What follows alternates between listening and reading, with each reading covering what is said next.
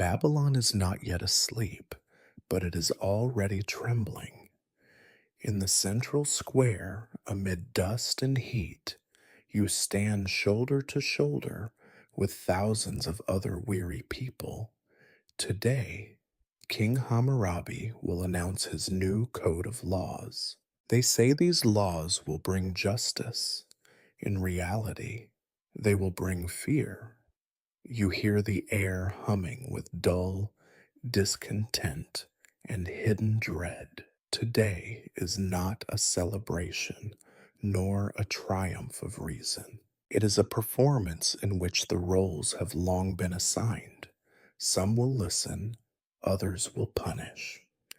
And each of us knows, in the shadow of these new laws, you can lose not only your freedom, but also your hand, your home, your honor, your name. In this city, no one believes that the law protects the weak. Here, the law is a slab of stone that will crush anyone who ends up underneath it. Today, you are not just a listener. You are a witness to the birth of the coldest kind of justice. Remember this day. It will never forget you. But before you settle in, please like this video and subscribe to the channel and let me know in the comments which city you're watching from and what time it is for you. I'm really curious to see who has joined us. Now, get comfortable. We're starting. You are standing in the middle of Babylon, in the year when the world still seems old, and yet not quite as tired as it will become. The city stretches before you, heavy with the weight of its own self-importance. Dawn in Babylon is not a spectacle.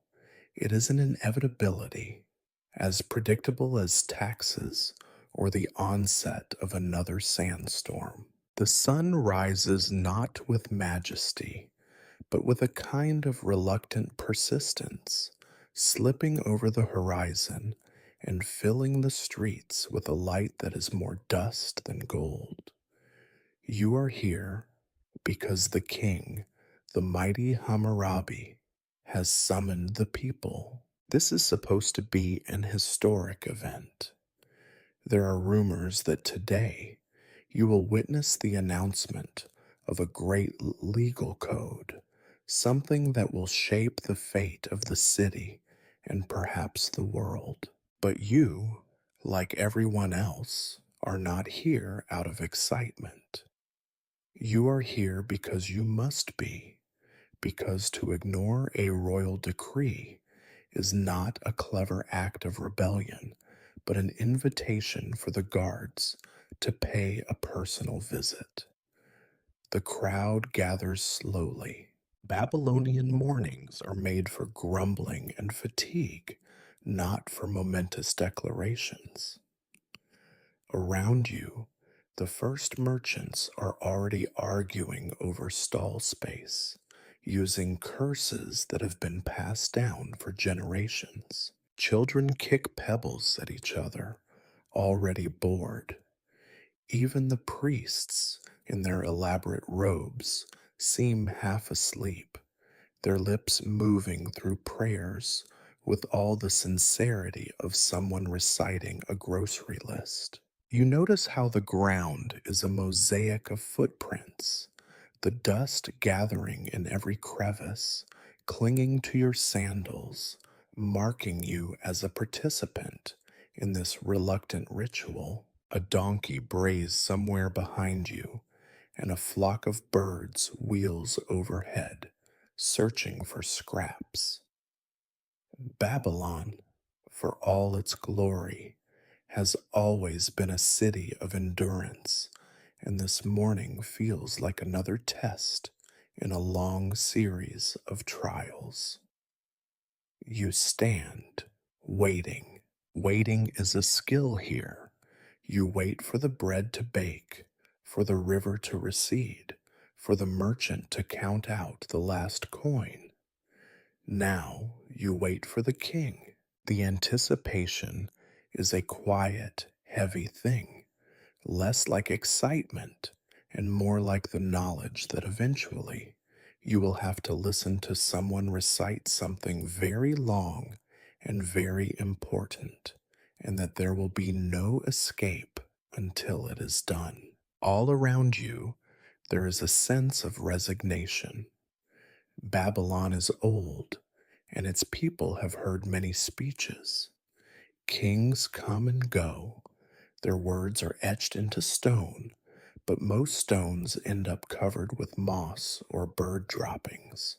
There is a strange comfort in knowing that whatever Hammurabi says today, you will still wake up tomorrow to find your bread half burned and your neighbor still complaining about the price of barley. Still, something in the air suggests that today might be different.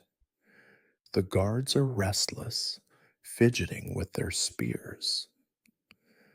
The city's stray dogs have retreated to the shadows, as if even they sense that this morning's routine will be disturbed.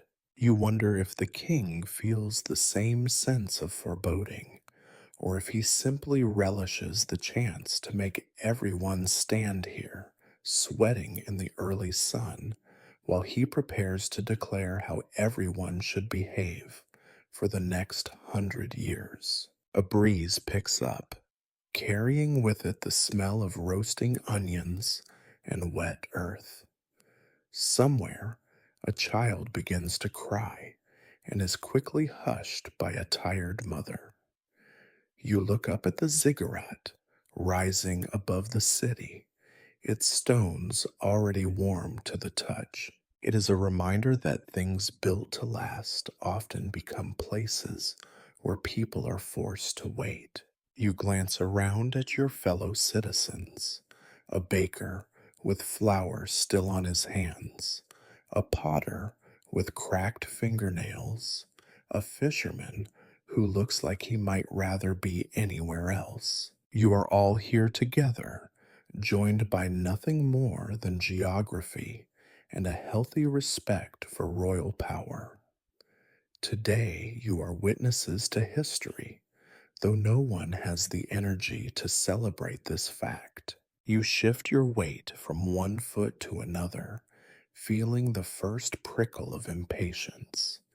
The king will arrive soon, or he will not. Either way, the city will keep turning, and you will keep waiting, because in Babylon, waiting is the one thing everyone knows how to do. This is how history happens, not with a shout, but with a sigh and the shuffle of tired feet in the dust. You drift closer to the looming shadow of the ziggurat, Babylon's stepped mountain of brick and pride, thinking that maybe, just maybe, the shade will make the interminable wait less intolerable. Of course, it does not. The shade in Babylon is a fleeting illusion. The heat finds you regardless, seeping through layers of linen and patience. The crowd is thickening. The smell of humanity intensifies. Sweat, oil, and 1,000 variations on garlic. The king has not yet appeared, and every minute stretches longer than the last. You listen to the murmurs of those around you, everyone eager for distraction, no one eager for what is to come. It is always the same in Babylon.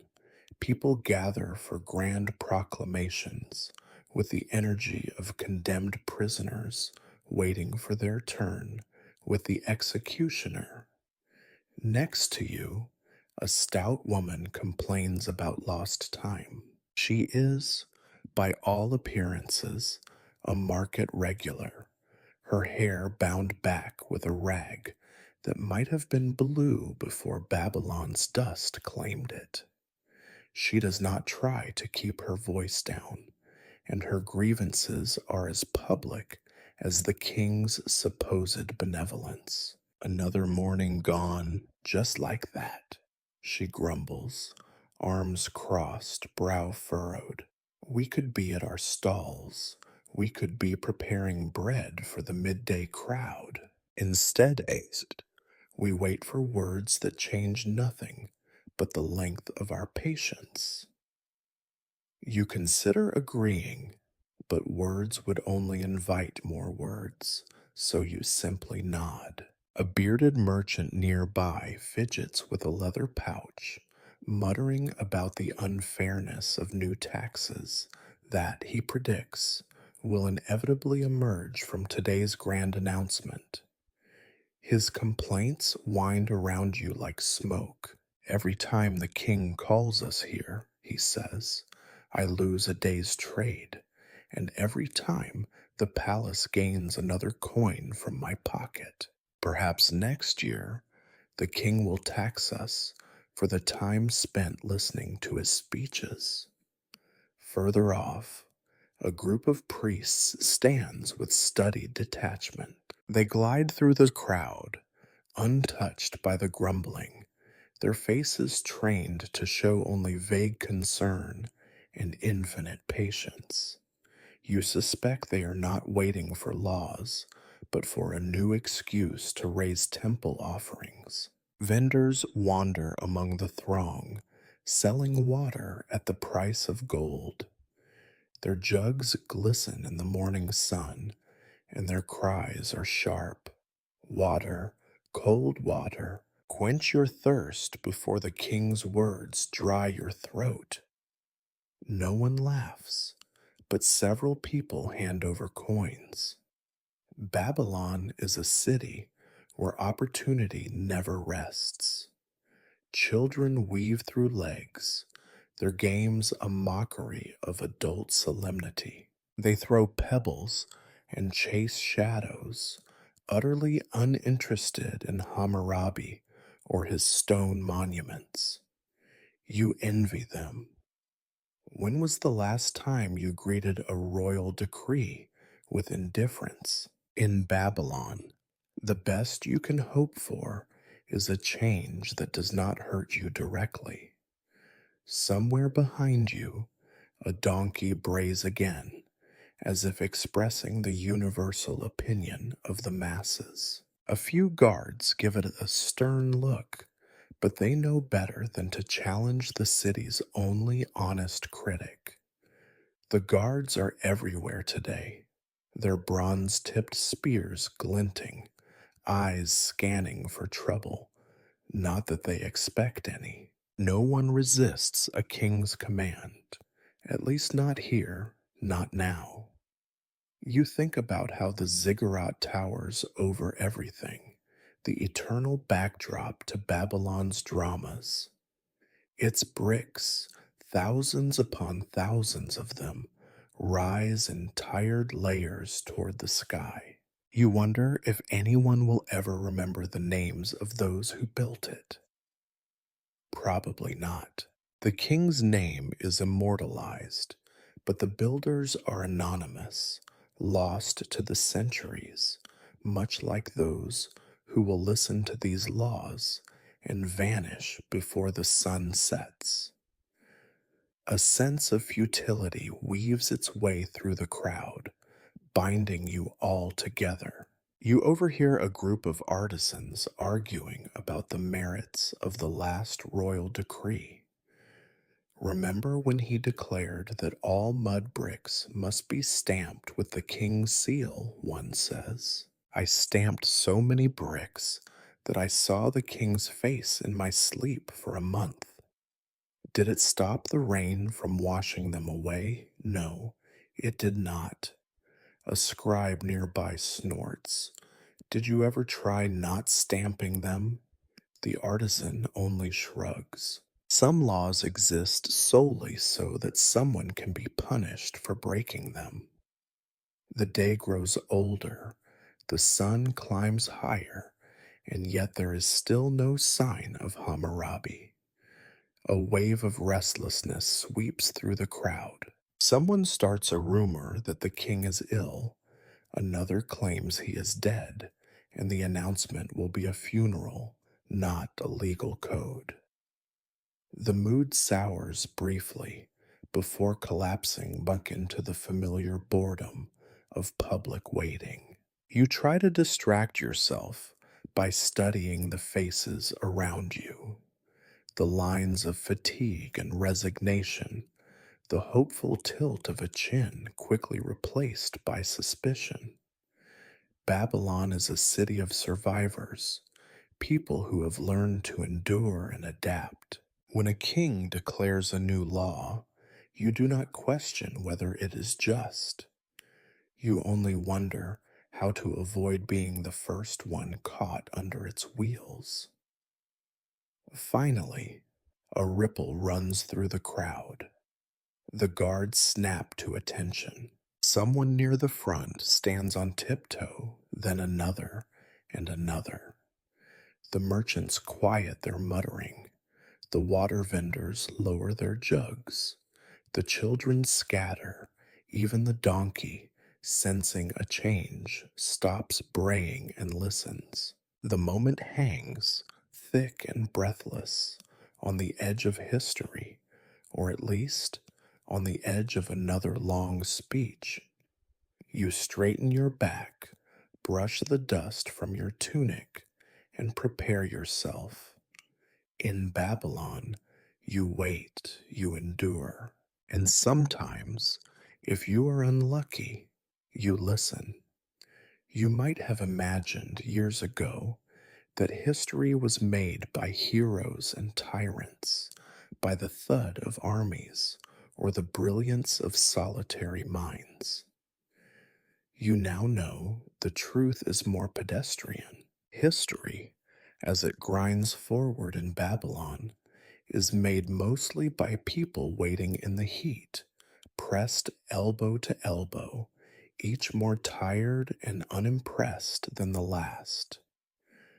This morning, you share your fate with a strange and perfect sample of Babylonian life. To your left, the complaining woman has grown only louder as the minutes drag on. She has upgraded her criticisms to include not only the king and his decrees, but also the general state of public hygiene, the price of leaks, and the decline of proper respect for one's elders. Each word she spits is a pebble in the river of time, and you wonder how much longer her voice will outlast your patience. Behind you stands a baker, his arms sprinkled with flour that has mixed with sweat to create pale streaks down his tunic. He yawns openly, a testimony to the sleepless nights of his trade. His head bobs forward, jerking up only when someone shuffles too close to his precious basket of hard rolls. There is something oddly reassuring about the baker's fatigue. It tells you that bread will be baked tomorrow, no matter what words the king etches into stone today. To your right, a scribe stands with an air of self importance, a waxed tablet tucked beneath his arm. His lips move as he rehearses words for his next commission, a letter, perhaps, or a property dispute for a merchant who dreams of richer soil by the river. The scribe's eyes flick from face to face, as if searching for inspiration, or at least a less boring story to record. You suspect he will embellish the day when he sets it down in cuneiform, turning these moments of endless waiting into something grand for those who have never suffered through a Babylonian morning. Near the scribe, an old soldier leans on a battered spear. His armor is more ceremonial than functional, dented and dulled by years and neglect. His eyes, half lidded against the sun, scan the crowd with the bored suspicion of a man who has seen too many riots and too few victories. He sighs, adjusts his stance, and says nothing, because in Babylon, saying nothing is the safest course. A few paces away, a priest mutters prayers into his beard, fingers worrying the beads of a necklace, as if counting down the days until the next festival. His eyes, though, are not on the heavens. They flit to the king's dais, to the guards, and, more often than not, to the offerings some unlucky worshippers have left at the temple gates. In Babylon, even the gods are expected to work for their keep. The merchant from earlier is now deep in debate with a neighbor, their voices low and urgent.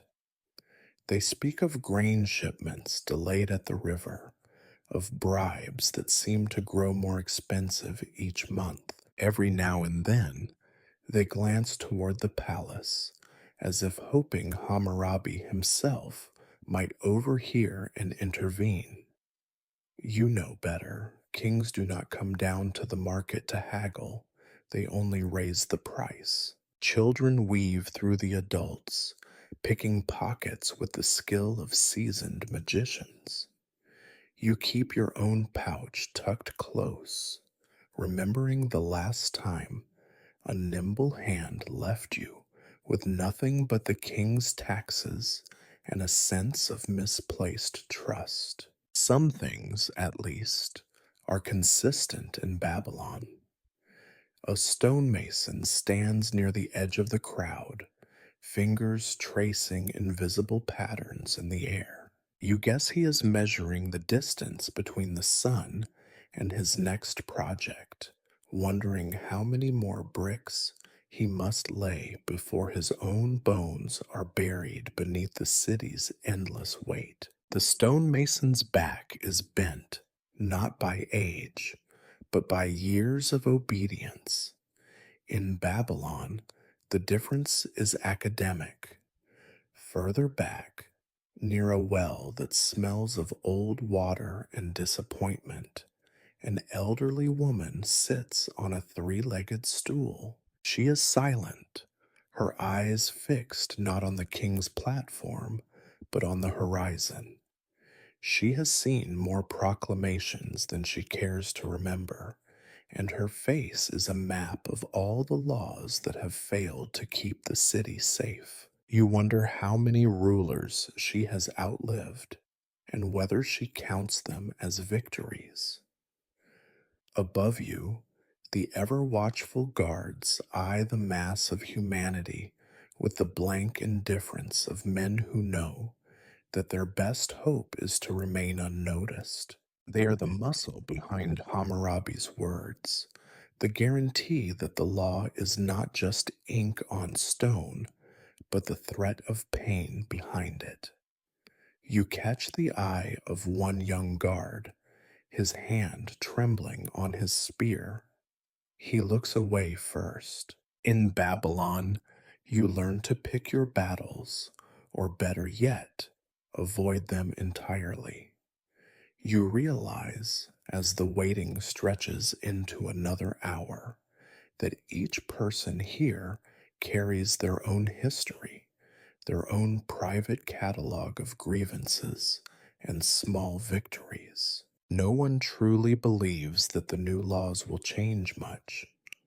There will be new punishments, perhaps, and new taxes, but bread will still be burnt, thieves will still be clever, and the river will flood or not as it pleases. And yet you are all here, together, standing in the dust and the heat, because in Babylon, history is a shared inconvenience. You may not have chosen to be here, but you are part of the crowd all the same, just another witness to words you did not write, a player in a scene that will repeat itself again and again, as long as there are kings and people to endure them.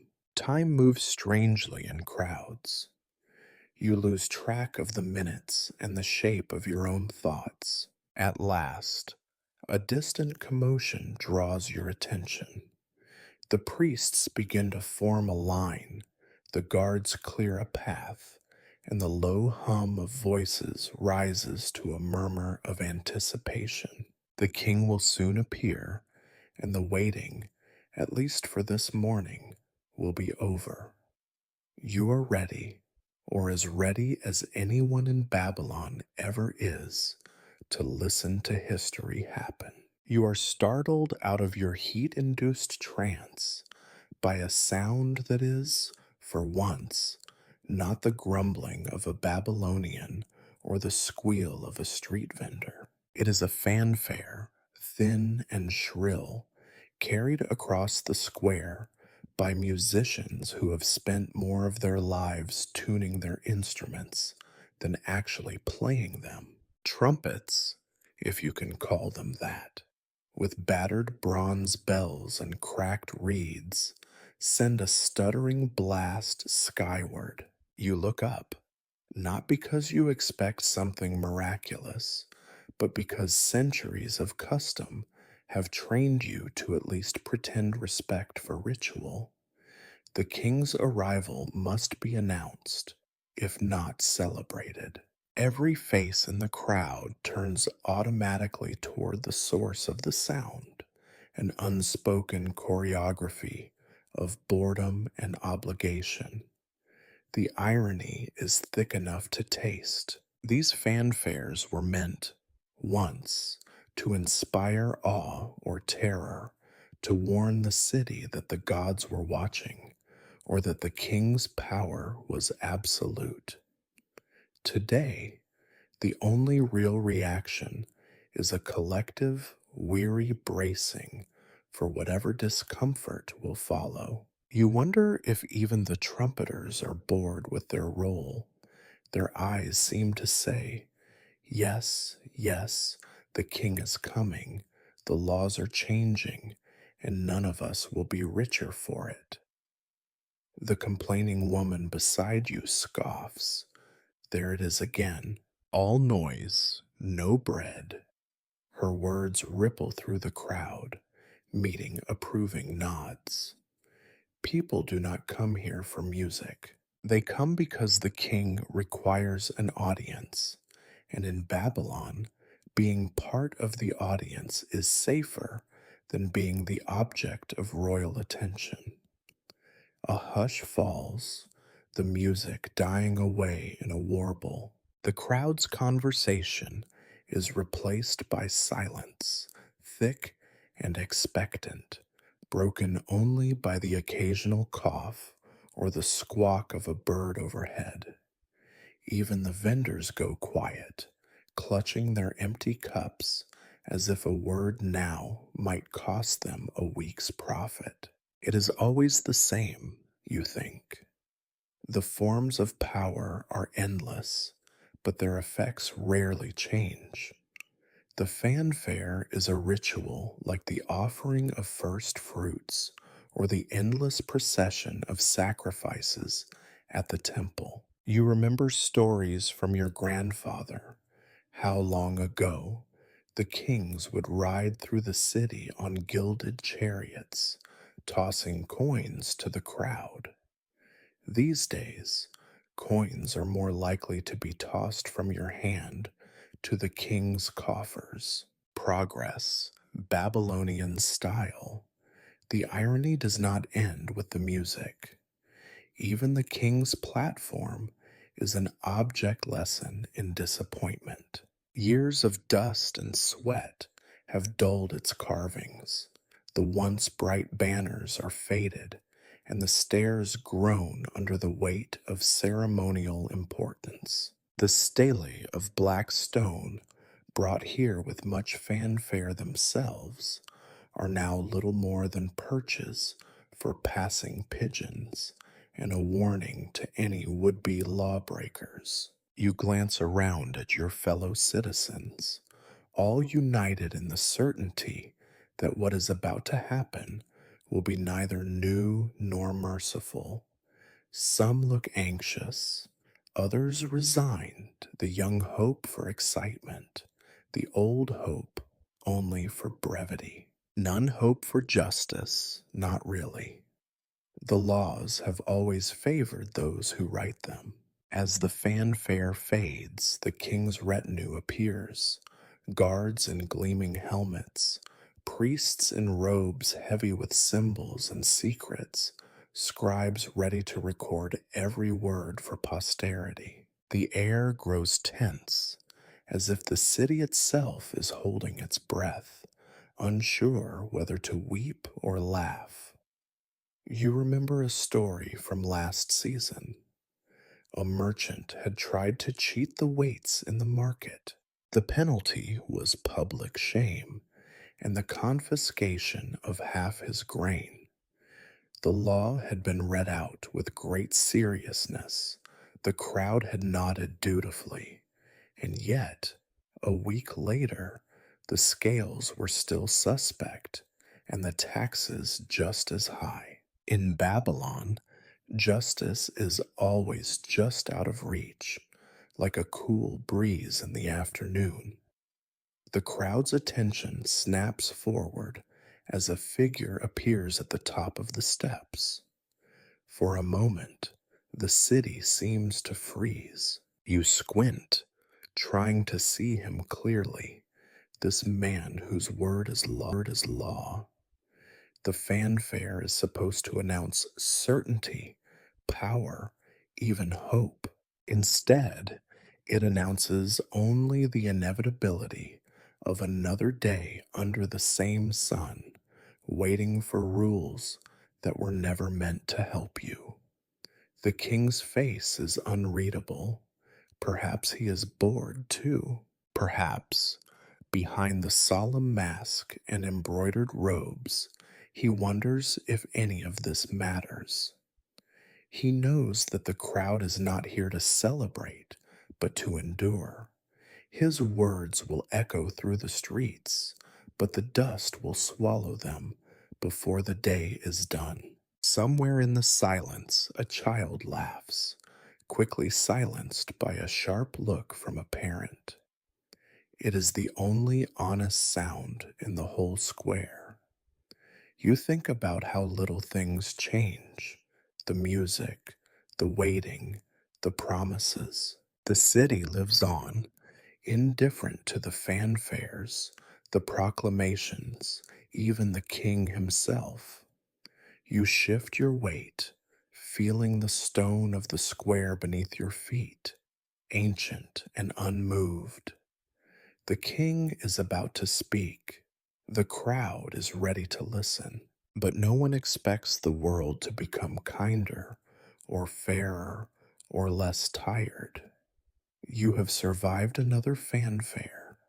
History in Babylon is a symphony of empty rituals and ironic applause. At last, the reason for all this waiting makes his entrance. The fanfare dies away, replaced by a silence so heavy you almost feel the weight of it on your shoulders. Then you see him, Hammurabi, king of Babylon, shepherd of the people, chosen of the gods, and, as you are constantly reminded, the man whose word will outlive your own bones. He stands at the top of the steps, cut from the same stone as the city itself. Hammurabi is not young and not old. His beard is carefully oiled, his robe falls in perfect folds, and his crown sits as if grown from his skull. There is something theatrical about his presence, a rehearsed gravity, as if he is not so much a man as a performance of one. He surveys the crowd, his eyes lingering just long enough on each corner to suggest he has seen everything and everyone, but never pausing long enough to actually see you. Behind him, the priests and scribes arrange themselves like chess pieces. Their expressions are unreadable, their attention fixed on the king's back. They are ready to repeat his words, to chisel them into stone, to nod at the proper times. One of the priests fans himself with a palm leaf, trying and failing to look dignified. The scribes already have their clay tablets in hand, styluses poised, ready to immortalize what is about to be said, as if anyone in 1,000 years will care about the price of barley or the exact punishment for an insolent bricklayer. The guards stand at the base of the steps, alert but unmoving, eyes scanning the restless faces. You notice one of them is a boy no older than your nephew, his knuckles white on his spear. He tries to meet the king's gaze and fails. You feel a flicker of sympathy. In Babylon, everyone is performing, everyone is afraid of getting it wrong. Hammurabi raises his hand, and the silence deepens. You are suddenly aware of every heartbeat in your chest, every bead of sweat trickling down your back. For a moment, you are tempted to believe that something is about to change, that this day, unlike all the others, will actually matter. The king's voice is low, steady, trained by years of proclamation and command. It rolls over the crowd like slow thunder, each word weighed and measured. He does not shout. There is no need. In Babylon, everyone listens when the king speaks, not out of love, but because they have learned the consequences of failing to do so. My people, he begins, citizens of Babylon, children of the gods, hear me. His speech is carefully crafted, as if he is speaking to the gods themselves, as much as to you. Today, I bring you justice. Today, I lay before you the code by which we shall all live. You look around. Some in the crowd stand a little straighter, as if this promise might finally deliver them from endless worry.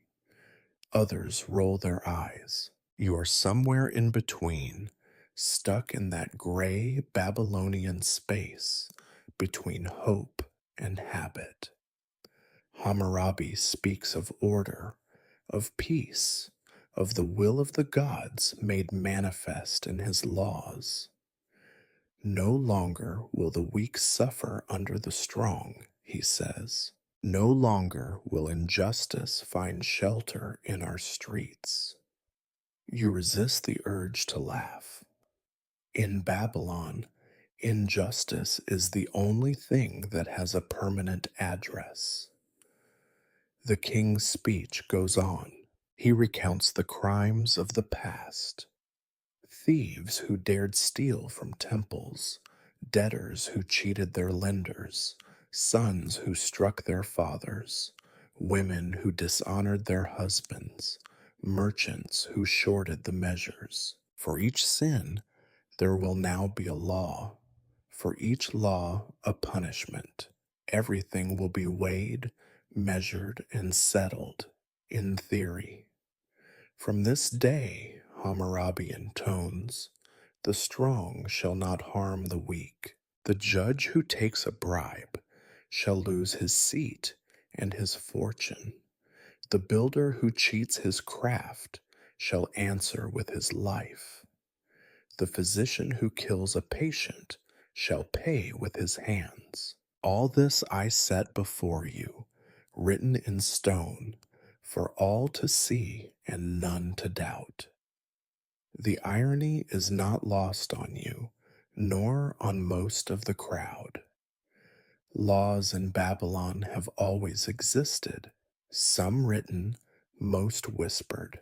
This new code is supposed to bring clarity, but you know it will simply shift the shadows, force clever men to invent cleverer lies.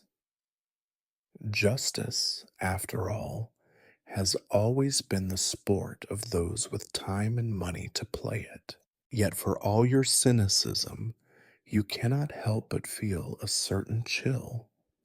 There is power in Hammurabi's words, if only because everyone else believes in them. If he says the city is safe, some people will sleep easier, even as thieves sharpen their knives in the dark.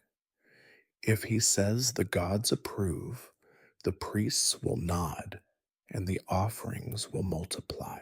You watch the king descend the steps, every movement slow and deliberate. The crowd bows, some eagerly, most dutifully. The complaining woman beside you finally falls silent, her eyes fixed on the hem of Hammurabi's robe. The baker mutters a prayer. The scribe's stylus scratches furiously. The guards remain motionless, statues with beating hearts.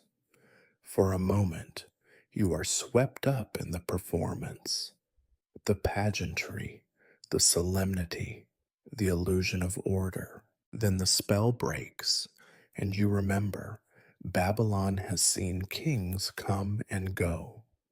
The stones remember, even if people do not.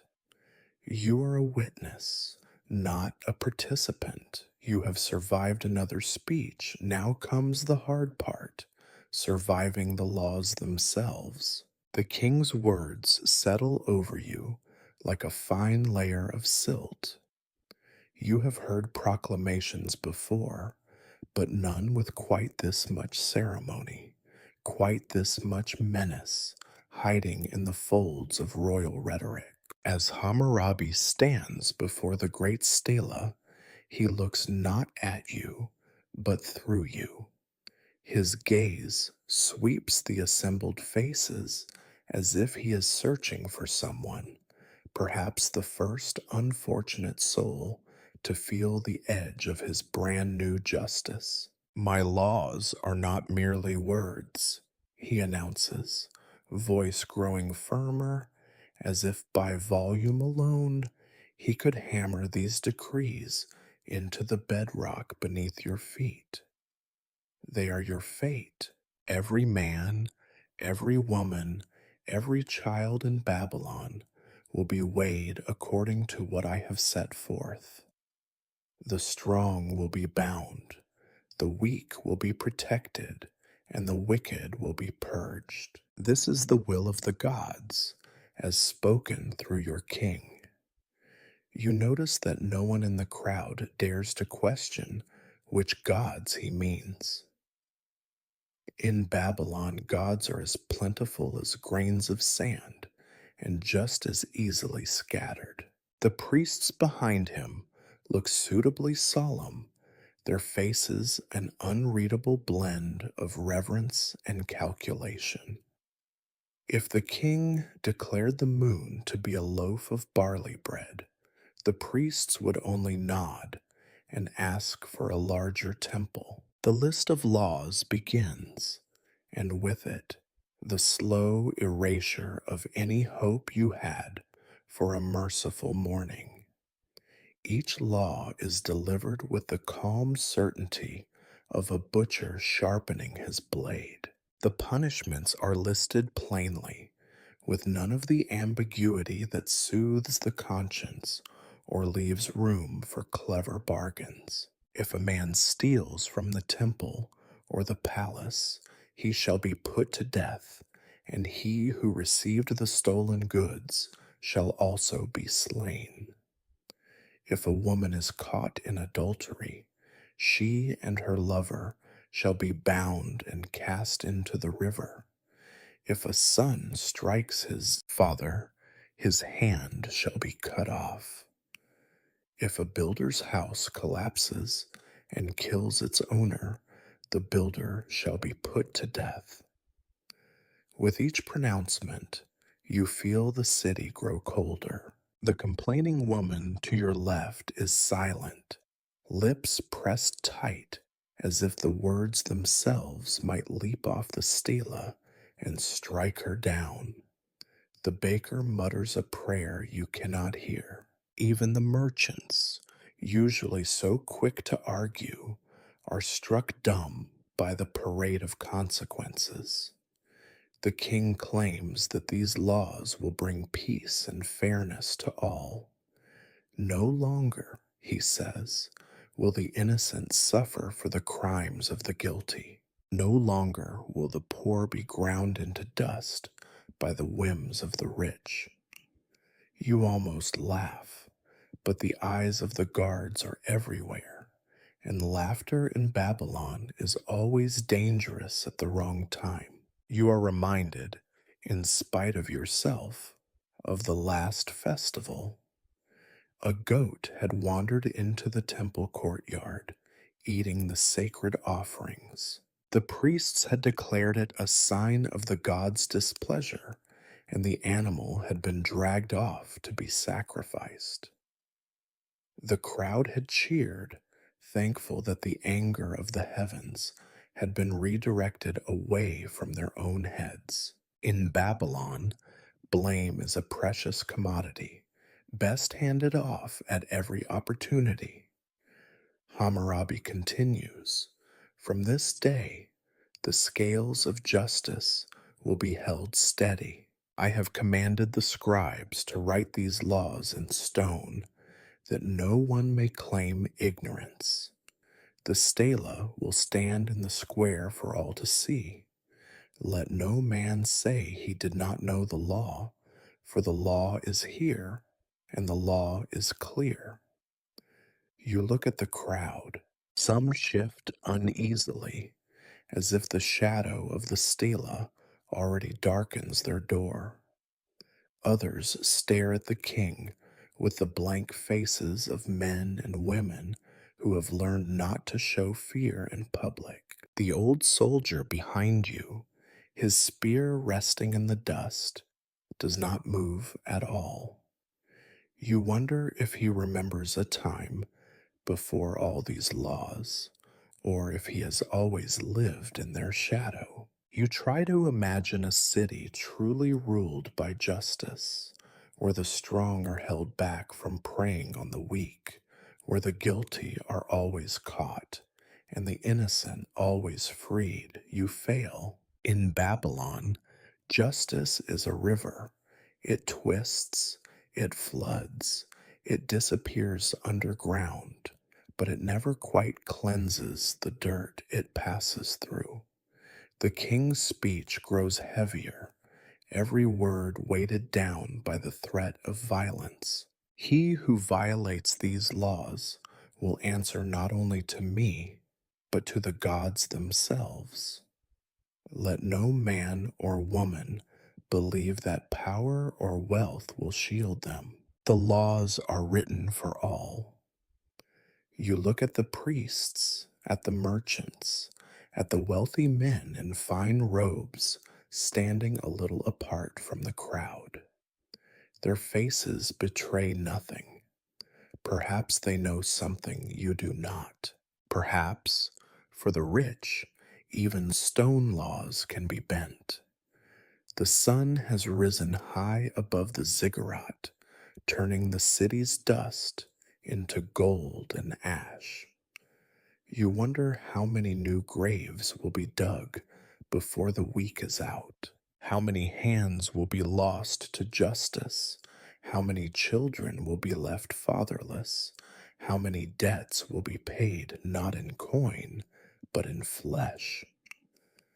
Hammurabi lifts his arms, his voice ringing out for all to hear. These laws will be your shelter and your burden. They will keep you safe or they will destroy you, but they are the laws, and from this day no one is above them. You look at the stela, its black surface gleaming in the sunlight. The words are already carved into it, hard, cold, unforgiving. You realize that in Babylon, the law is not a shield, but a blade. The best you can hope for is to avoid its edge. The stela stands at the center of it all, a slab of black basalt, taller than 3 men, and wide enough to cast its own patch of perpetual shade. You cannot help but stare at it as the king gestures toward its polished surface. This is where the new world begins, Hammurabi says without saying. Not with war or famine or fire, but with a stone and a chisel and the hard, precise hand of a scribe. The stela itself is a thing of contradictions. It promises clarity, but offers only the illusion of order. Its surface is crowded with lines of wedge shaped cuneiform, each mark a tiny declaration of authority, each groove a reminder that every law, no matter how just or cruel, begins as someone's idea of what is right. At the top, the king is carved in eternal audience before the sun god Shamash, as if to suggest the laws themselves have descended from the heavens rather than emerged from the tangled marketplace and the darker corners of royal ambition. You notice how the crowd watches the stone with a mixture of awe and dread. A few children, too small to read, whisper about the stories they see in the carving. One claims the king is fighting a dragon, another that the god is handing him a great golden cup. You know better. What the god hands Hammurabi is not wine or glory, but a rod and a ring, the ancient symbols of power, one to measure, the other to bind. That is the heart of law, after all, not fairness, but measurement, not mercy, but binding. It is a strange thing to see power made so literal.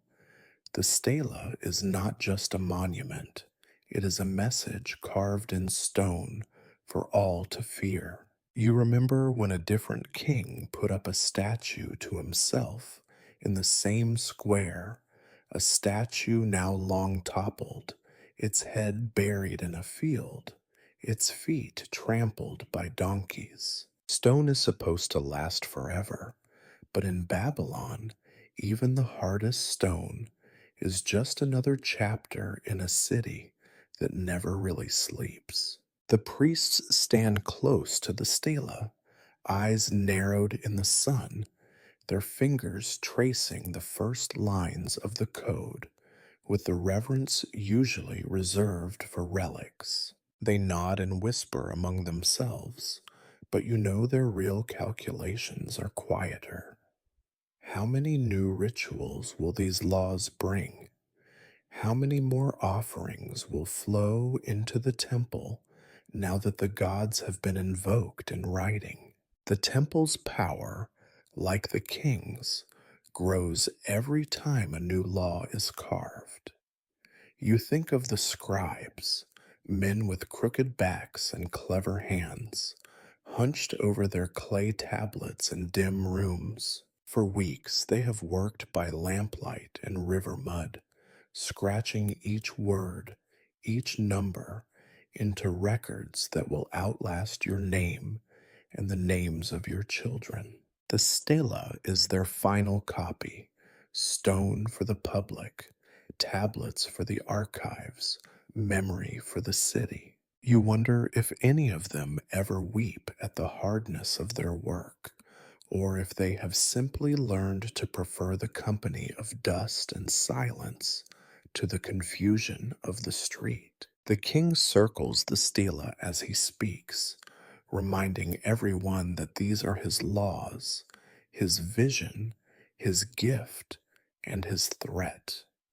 His voice is measured, never rushed, never truly warm. You hear the pride beneath his words, and also the warning. Let none say, I did not know the law. Here it stands, Let none claim ignorance or confusion. The stela will not forget, even if men do. It is not the first time you have seen such a monument. There are older stelae in the city, chipped and forgotten, their writing worn away by wind and hands and the endless scratching of dogs. Some are little more than stepping stones now, their power spent and their meaning lost. You wonder how long Hammurabi's stela will survive. Will it too one day mark the edge of a marketplace or the corner of a forgotten road? A merchant near you mutters that the real purpose of the stela is not to teach, but to threaten. No one reads these things unless they are afraid, he says. You come here to look, to pretend you understand, but what you really see is the shadow it casts. That is what you remember. He is not wrong. In Babylon, the shadow of the law is often more important than the law itself.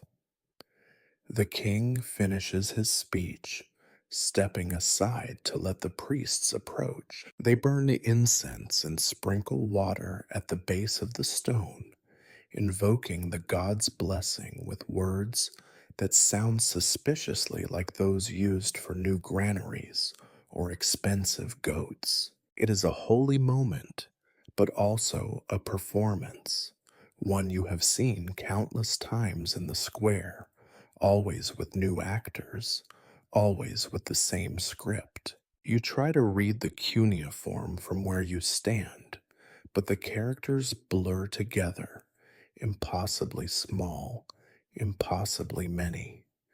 Even if you could read them, what would it matter? The words on the stela are not for you. They are for the city, for the scribes, for the priests and the judges, for the king's children and his children's children, for whoever happens to be standing here when the next law is carved, or the next king decides to remind the city of his existence. The stela stands unmoved, a new scar on the face of Babylon. You realize it does not care who built it, or who reads it, or who trembles at its shadow. It is simply there, another fact in a city built from facts you would rather forget. You listen to the crowd. Some voices are hopeful, some afraid. Most, like you, are simply resigned. The king has finished his performance. The stone has been set in its place. The laws will be enforced, the punishments handed down, the old routines rearranged to fit new words. Tomorrow, the dust will settle again, and the stela will still be there, watching, waiting, indifferent. You wonder, as you turn away from the monument, if the gods are watching too, or if they, like most in Babylon, are only pretending. The king's voice, already so heavy it seems to sink into the stone itself, now grows colder. The first law is for thieves. The crowd, for a moment, grows truly attentive. Thievery is not an abstract sin in Babylon. It is a fact of life woven into the market and the night like the dust itself. If a man steals the property of the temple or the palace, Hammurabi declares, that man shall be put to death. If a man receives stolen property, knowing it to be stolen, he shall also die. No one gasps, for no one is surprised. You watch as the baker behind you shifts his feet and mutters under his breath. The scribe's stylus pauses, just long enough to betray his thoughts. Perhaps he knows a neighbor who dabbles in midnight commerce. Perhaps he himself has purchased something too cheap to be honest. In Babylon, suspicion is as common as bread, cheaper even. The king's eyes are as flat as the stone behind him. He does not look to see if you approve, because he does not need your approval. The law is not here to comfort you, but to remind you of your place. You remember last month when a group of boys were caught pilfering dates from a merchant's stall. The merchant had them whipped, and no one intervened. The law has always belonged to those with the loudest voice and the deepest purse. Now, though the king makes it official, theft from the palace or the temple is a crime against the gods and the throne. There is no mention of what happens if someone steals from a poor man or from you. Perhaps the law will protect you, perhaps not. Justice, you are reminded, is not blind in Babylon. It is simply nearsighted and very good at looking away. The king moves on. If a man steals from another citizen, he shall repay 30-fold if the goods are found. If not, he shall be put to death. The crowd ripples with unease. 30-fold is a mountain of wheat, a herd of goats, a fortune that few in the square could ever imagine holding in their hands. You picture yourself caught with someone else's bread, dragged before the judge, sentenced to repay a debt so vast you would not see freedom again in 3 lifetimes. Death, in a way, is simpler. You catch the eye of the complaining woman. Her mouth is set in a tight, unhappy line. She whispers, "That is not a law, that is a warning." You nod. Babylon's laws are not about justice, but deterrence. The fewer who dare to steal, the fewer who need to be punished publicly. Slaves are next. If a man harbors a runaway slave, the king intones, he shall be put to death. If a slave runs away and is caught outside the city, his ears shall be cut off as a warning to others. No one in the crowd speaks. The silence is as sharp as a knife. Slaves are everywhere in Babylon, serving wine, sweeping the streets, building the walls. Some are debtors, others prisoners of war, all with eyes trained to the ground, all living by the grace of someone else's mercy. You remember the boy who fetched water for your neighbor last year, gone one morning, the family whispering about debts and punishments, then never mentioned again. You wonder briefly if the slave who tries to escape does so because he hopes for freedom, or simply because the risk of death is less frightening than another day of submission. The law is clear. Mercy is not written into the stone. The king believes that the city is safer when slaves are afraid to run and masters are afraid to hide them. It is a balance kept by blood. There is a certain efficiency to this cruelty, you think. The king's justice does not waste his time with trials or second chances. It is swift, final, and impersonal. That is the genius of the law. It removes the need for pity. If the punishment is written in stone, then the man with the whip or the sword can simply say, "It is the law," and wash his hands in the nearest river. You try to remember if you have ever known anyone who escaped. Once, you think, when you were a child, There was a rumor that a woman had disguised herself as a priest and slipped away during a festival. She was never caught, or so the story goes. You wonder now if the city itself is the real trap, the walls not meant to keep people out, but to keep everyone in their place. The king continues, if a slave says to his master, "You are not my master," the master shall bring him before the court. If the slave is found to be lying, his ear shall be cut off. You hear a dry laugh, quickly stifled. The scribe glances at the guards, his stylus moving again. You think of the slaves who fetch water for the priests, the girls who grind the grain for the baker, the men who build the stelae that now record their fate in such careful detail. In Babylon, even those who carry the laws must obey them. The first law finishes as coldly as it began.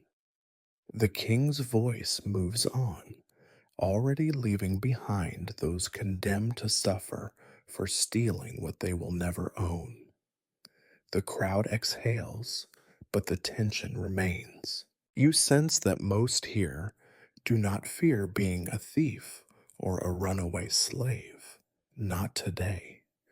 They fear something subtler, that one day a law will be read out and it will name them without warning. You look at the stela, the fresh cuts in the stone, the dust settling in the grooves. The laws are meant to bring order, you are told, but it is an order built on the knowledge that almost anyone can be made a criminal if the king's was demands it. The king turns to the next decree. Around you, people listen, not with hope, but with the careful attention of those who know that ignorance is its own kind of crime. And so Babylon listens, not for justice, but for survival. It does not take long for the king to arrive at the part of his code that deals with children, and the crowd seems to grow smaller and more brittle in the early sun. You can feel it in the way people press their lips together and turn their eyes down. For all their toughness, Babylonians are not immune to the private worries of home and blood, worries about sons and daughters, about kin, and what the law will do to them when they are foolish or unlucky or simply young. If a son strikes his father, Hammurabi declares, his hand shall be cut off. He says it plainly, as though he is reciting the price of onions. Around you, the words hang like a threat and a curse. You wonder if your own hands would still be attached if you had been born a little more reckless, a little more angry. You think of arguments that ended in slammed doors, the small rebellions of youth and the sharpness of a father's pride. In Babylon, authority is a river flowing only one way. There is a strange, heavy silence.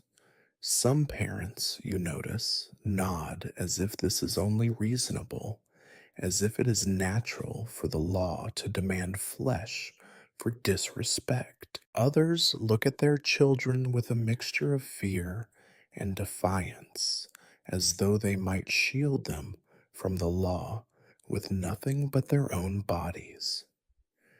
You see a woman clutch her son's arm so tightly that he winces, but she does not let go. The king's voice continues, steady and merciless. If a child curses his father or mother, his tongue shall be torn out. You remember how words can linger long after they are spoken, sometimes sharper than any blade. The law offers no room for regret, no place for forgiveness. A single angry word, a single night of foolishness, and a child could lose the power to ever speak again. Babylon's children learn caution as quickly as they learn to walk. You recall stories of families torn apart by the law, of neighbors who never spoke again after a judgment was handed down. In the city's alleys and crowded rooms, these tales are repeated with a resigned shrug. It is the law, people say, as though it is the weather or the river's flood, inevitable, impartial, and just as indifferent to individual pain. If a man strikes his pregnant wife and causes her to lose the child, his own child shall be killed. The king continues. The crowd murmurs, uneasy.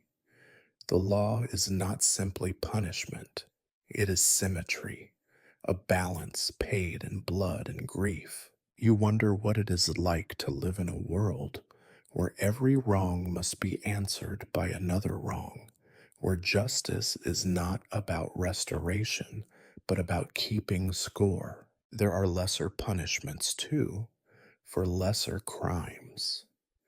If a child refuses to obey, he shall be beaten in the square. If a girl is disrespectful to her mother, she shall be locked away for 7 days with only bread and water. The scribe behind you mutters, better to be born a goat, and someone nearby stifles a laugh. The humor is bitter, meant only to make the silence less suffocating. You look around and see the lines of anxiety written into every parent's face. In Babylon, love is tangled with fear, and every act of discipline is haunted by the shadow of the stela.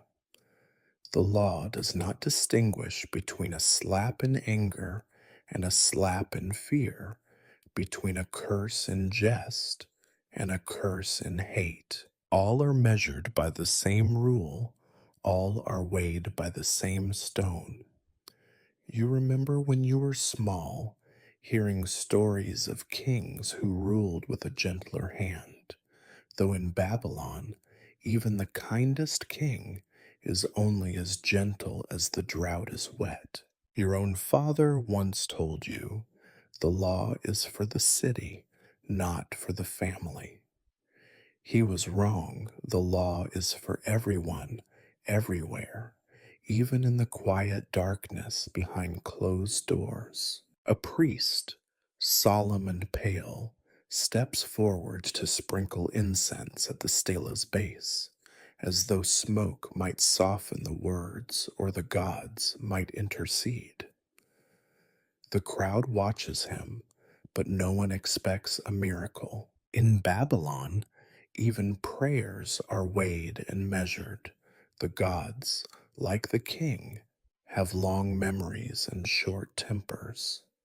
The king does not pause. If a child is adopted and mistreated, the adopter shall repay threefold what he has taken. If a child is disowned without cause, the parent shall be whipped in the square.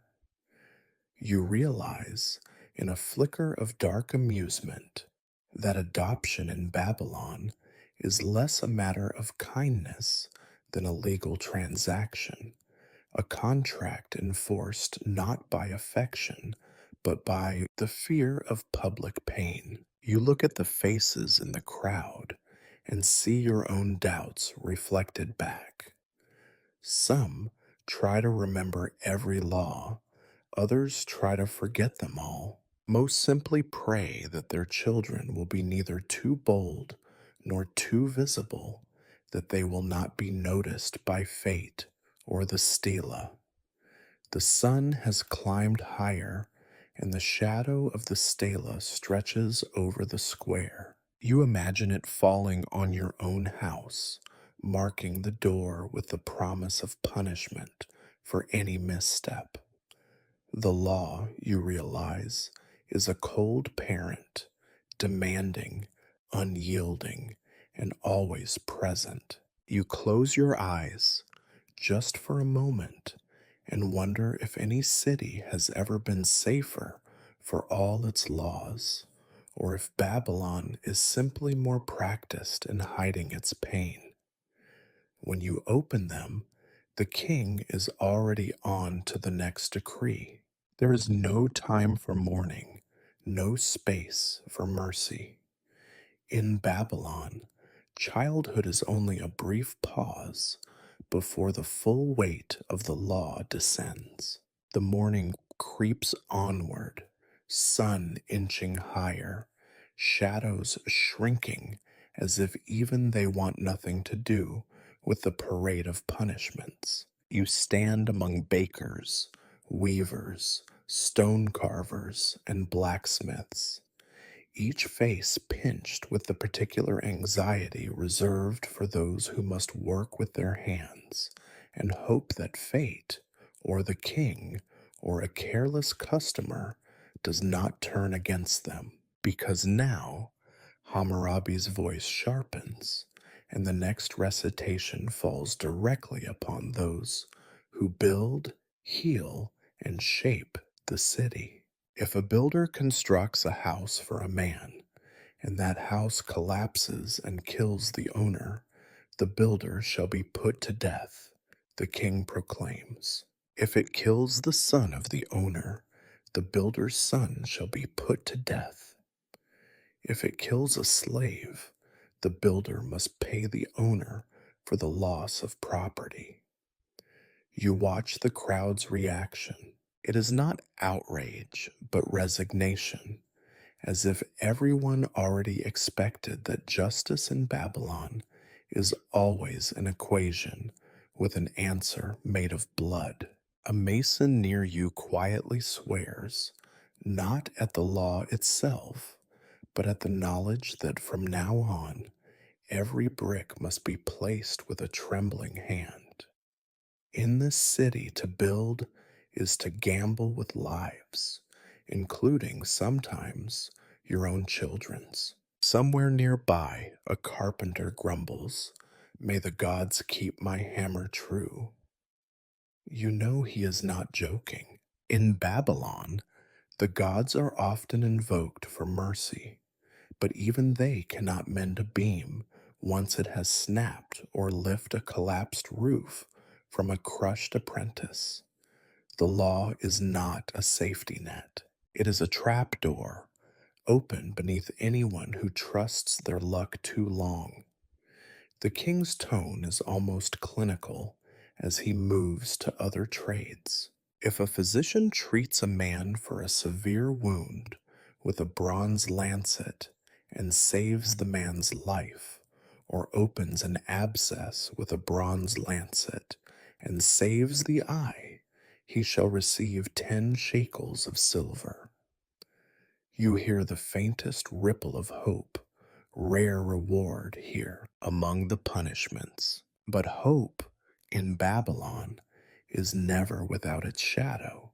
If the physician causes the man's death or destroys the eye, his hands shall be cut off.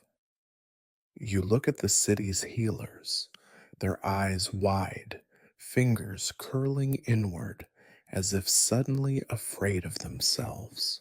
There is no mention of sickness, no room for misfortune, or the unpredictable turns of fever. In Babylon, error is always a crime, and accidents are indistinguishable from malice. You think of the last time your neighbor's daughter fell ill. The physician brought herbs and incantations, tried every charm he knew, and when she died, her parents thanked him anyway. Under this new law, gratitude is replaced by calculation, mercy by mutilation. The king continues, undeterred.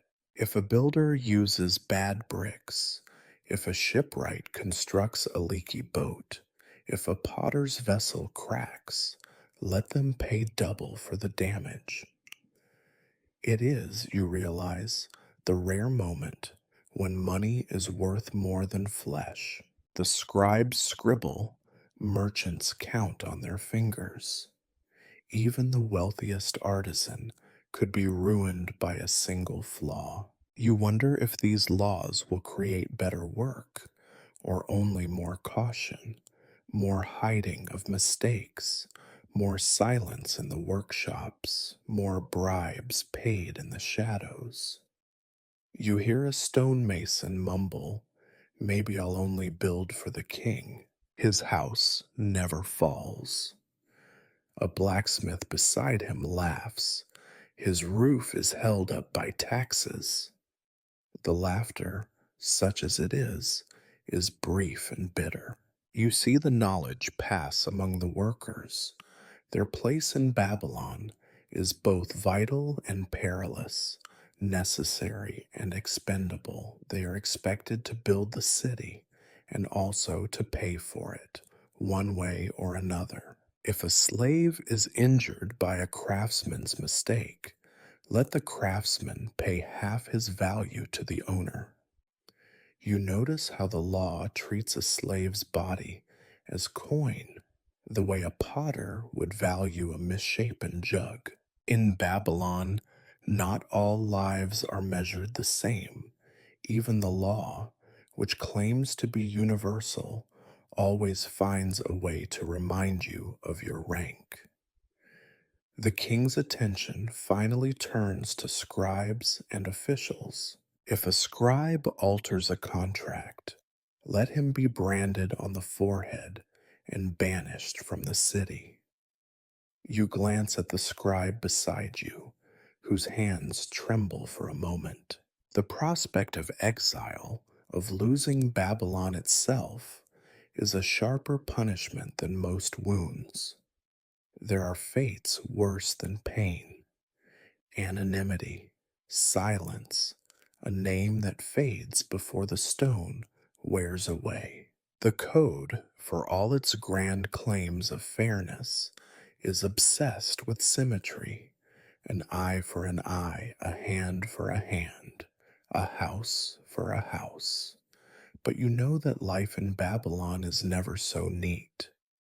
Accidents happen, storms come, walls crack, people get sick. The law only adds another layer of danger, another way for ordinary mistakes to become mortal. As Hammurabi moves to the next decree, you wonder if the city's walls will stand any taller tomorrow, or if builders will simply pray harder, physicians cut less, and scribes watch their styluses with growing dread. Perhaps that is all the law ever changes, not the world itself, but the fears people carry into the market and the dreams that wake them at midnight. The crowd absorbs the king's words. Some are already calculating how to bribe a judge, or how to blame a rival for a broken wall or a failed cure. Others simply close their eyes and hope that, for one more year, their craft will be invisible to fate. The king continues, but your mind lingers on the hands of the masons, the eyes of the healers, and the quiet prayers of everyone who works for their living in Babylon. Law, here, is never far from danger. In the end, all work is a risk, and the price of a single error can echo for generations. Trade is the bloodstream of Babylon. The river brings merchants from distant places.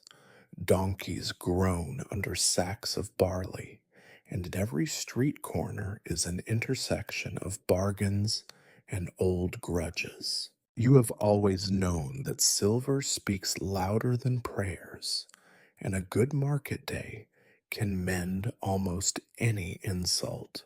So when Hammurabi turns to the matter of commerce, The crowd stiffens.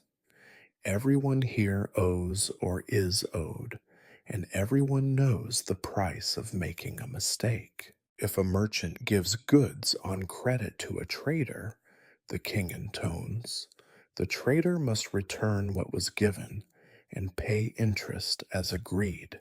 If he fails, he shall be cast into slavery until his debts are paid. You hear a sharp inhale from a man nearby, a spice seller with nervous hands. He glances at the guards, at the stela, at the silent stone promise that a bad year or a lost ship could cost him not just his goods, but his freedom. In Babylon, debt is never just a matter of numbers. It is a noose tied with the king's own laws. If a debtor cannot pay, his wife, his children, or even he himself may be seized and held for 3 years. After 3 years, they must be released. This, too, is spoken with the finality of a chiseled edict. It is a kindness only by Babylonian standards. You have heard tales of families vanishing behind closed doors, of children working in strange houses, of men returning after 3 years thinner and quieter, their debts paid in sweat and silence. Freedom here is always conditional. You think of the moneylenders in the square, their faces always fixed in bland politeness. They smile at everyone, but their ledgers are kept locked and secret. You remember the old joke. There are only two honest men in Babylon, and both are statues. If someone cannot pay, the law does not ask why. Drought, plague, bad luck, a flood-swollen river, these are not excuses. The stela does not care about stories. It cares only for accounts settled, for debts marked clean in the scribe's hand. The king's next words fall on the merchants like a black cloud. If a man deposits grain or silver with another for safekeeping, and the keeper claims it was lost, but cannot show proof of theft, the keeper must pay back double. You see merchants shift, eyes narrowing in calculation. No one trusts anyone, not truly. The law, you realize, is an attempt to force trust at the end of a spear. It is a poor substitute. If a merchant cheats another by false weights or measures, he shall pay 30-fold. If a seller waters down wine or adds dust to grain, his punishment shall be public beating. You remember a neighbor, a wine seller, who once poured river water into his jars to stretch a bad harvest. He was found out, and the city's laughter was sharper than his bruises. In Babylon, every seller is watched by his rivals, and every buyer knows the taste of a lie. Yet everyone also knows that the king's scribes and inspectors can be bought, that a silver coin placed in the right palm can turn a no into a yes, or make a barrel of river mud into aged Shirperla wine. The law pretends that justice is a clean ledger, but Babylon is a city of clever men who count faster than any judge. You wonder if the king truly believes his laws will make merchants honest, or if he simply hopes to make their bribes more expensive. Hammurabi continues, if a man borrows money to plant his fields, and a storm destroys the crop, he must repay only the principal, not the interest, for that year. This sounds almost generous, and a few hopeful faces flicker in the crowd. But you know storms come rarely, and moneylenders are quick to claim that rain was not the cause of failure. The gods, as always, are hard to convince. If a merchant claims he was robbed on the road, he must swear an oath before the gods. If he lies, he shall pay the threefold. If he speaks truth, the city shall make good the loss from the public treasury. Oaths are cheap, and the gods, you suspect, have better things to do than listen to every merchant's plea. Still, the promise of restitution is a small comfort, a hope that, just once, the law might stand against the world's randomness. You listen as the king rattles off more rules about lending, about collateral, about unpaid debts and missing donkeys, about merchants who leave the city and never return. Each law is a brick in the great wall that separates the fortunate from the unlucky. The stela cares only for numbers, for ratios and repayments. It does not care for hungry children or the trembling hands of an old man counting out his last coins. You glance at the crowd and see their unease. Every merchant weighs his own secrets. Every debtor hopes his creditors are not listening. Every lender remembers that tomorrow he might be the one who is forced to kneel before the judge. The truth is, Babylon's markets will always be a little crooked, a little noisy, a little dangerous. The law may promise 30-fold, or slavery, or public shame, but you know that most debts will be paid, as always, with a handshake, a threat, or the quiet exchange of coins under the table. Hammurabi's code is meant to control chaos, but you suspect it will only push it into darker corners. You are left with the sense that in Babylon, trust is not born from stone or threat or fear. It is a thing earned, lost, and bought again each morning, as fragile and unpredictable as the weather. The king moves on, his voice echoing off the hard edges of the stela. But the crowd, merchants, debtors, moneylenders, and you, listen with the resigned patience of those who know that, in Babylon, a law is just another word for a bargain you cannot refuse. By the time the king reaches the laws about marriage, the crowd has grown tense and brittle, as if every word is a stone dropped into a pond that is already full.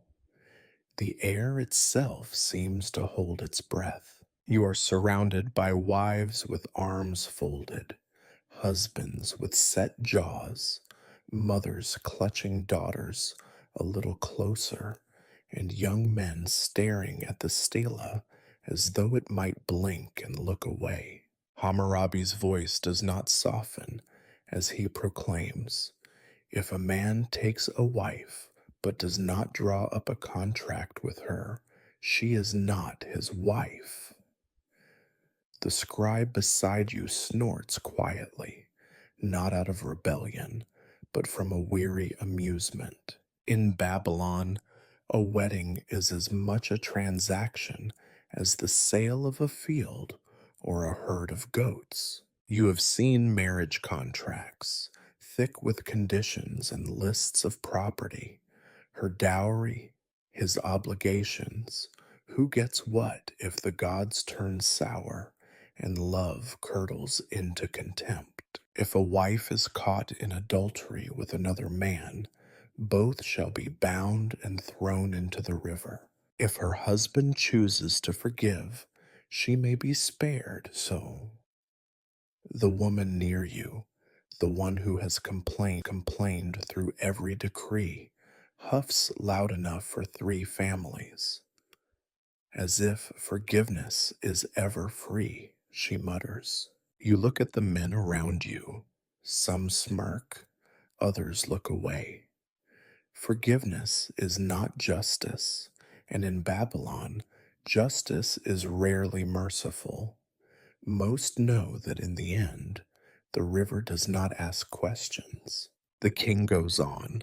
If a man accuses his wife of adultery without proof, she must submit to trial by water. If she drowns, she is guilty. If she survives, she is innocent and may return to her husband's house. You notice the ripple of discomfort. No one likes to talk about the river, its muddy patience, its history of swallowing the innocent as quickly as the guilty. You remember a story told in the market. A woman accused by her jealous husband survived the trial, emerging gasping and shivering from the river's brown embrace. Her husband was shamed, but the neighbors whispered that luck, not law, had decided her fate. If a woman leaves her husband's house and lives elsewhere, she must prove neglect or cruelty in court, or she may be dragged back and punished. If her husband is at fault, if he fails to provide food or shelter, she may leave and take her dowry. You hear an older woman sigh. In Babylon, marriage is a fortress with high walls and one locked gate.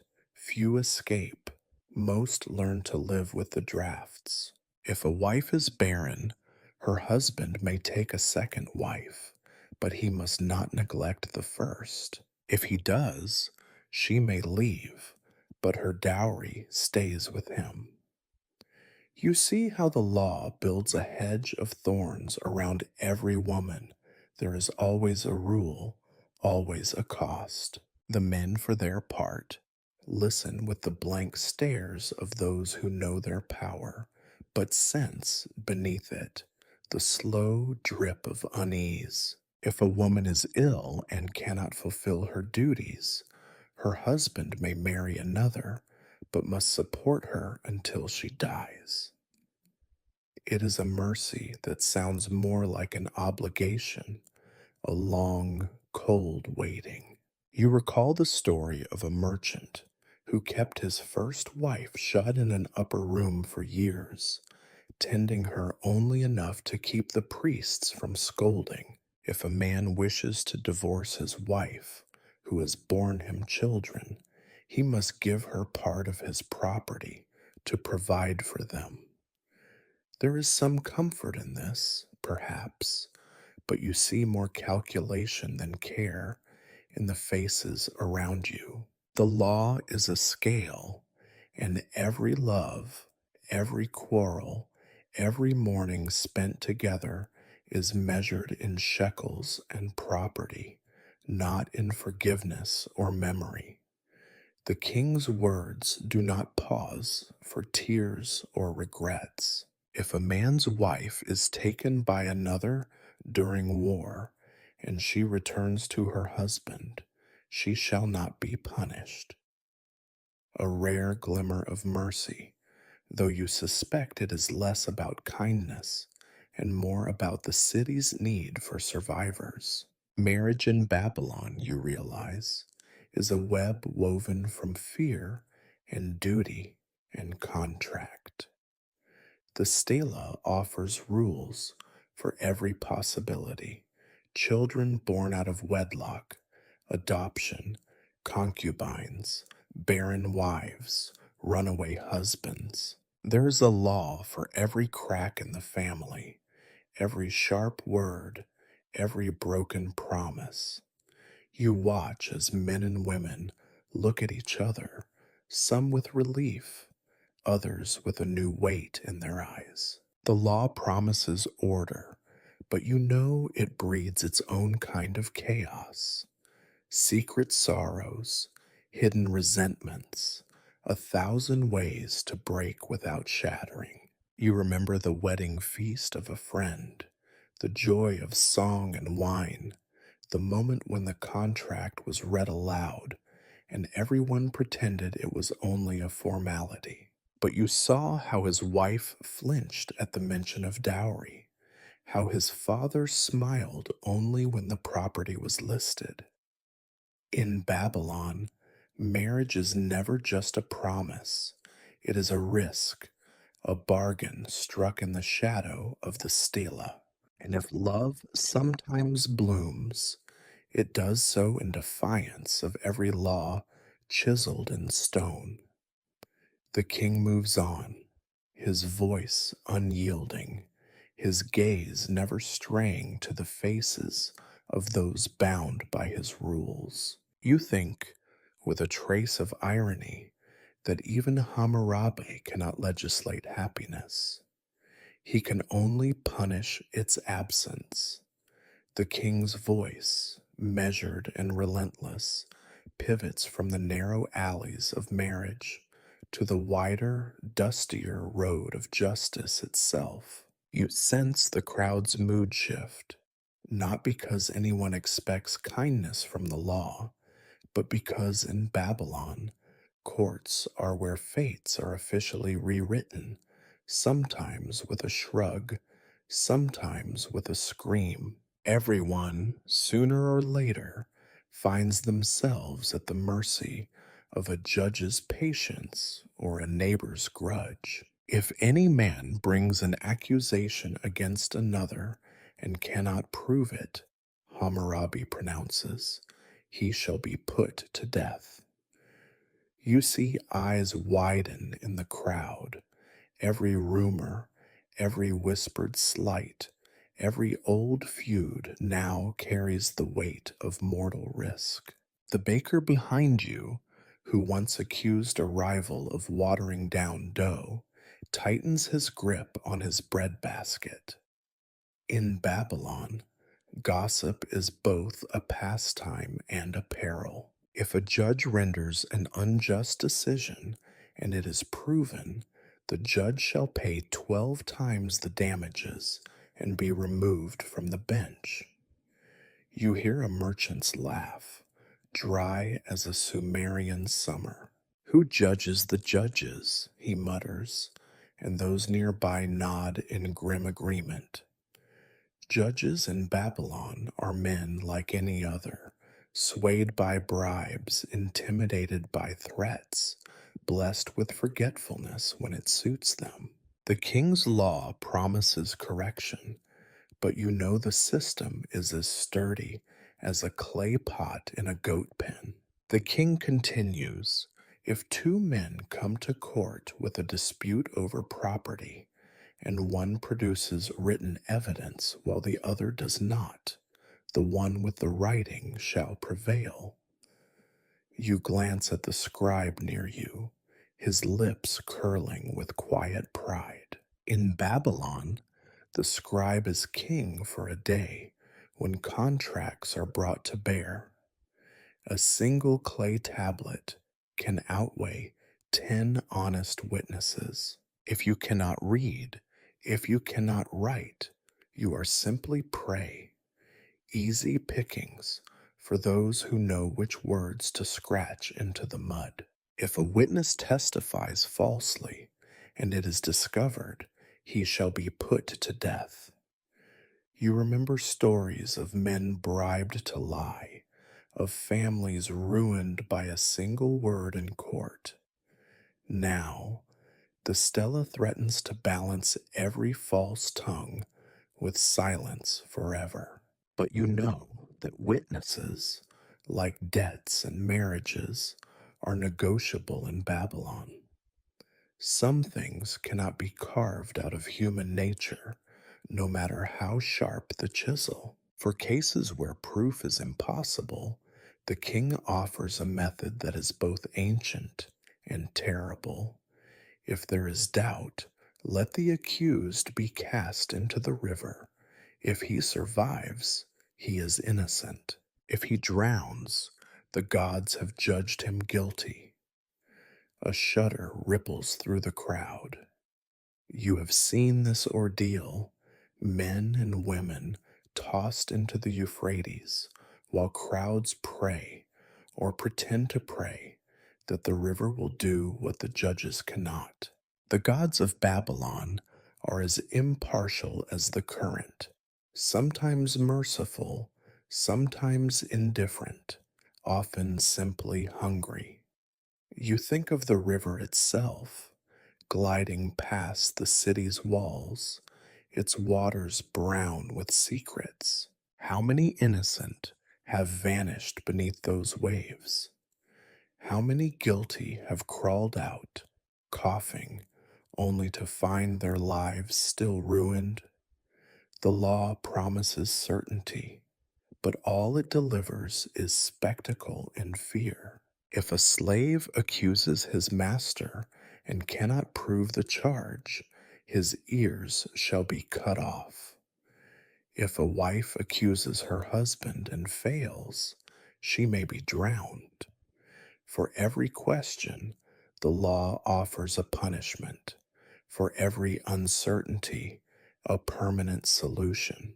You see a pattern in these decrees.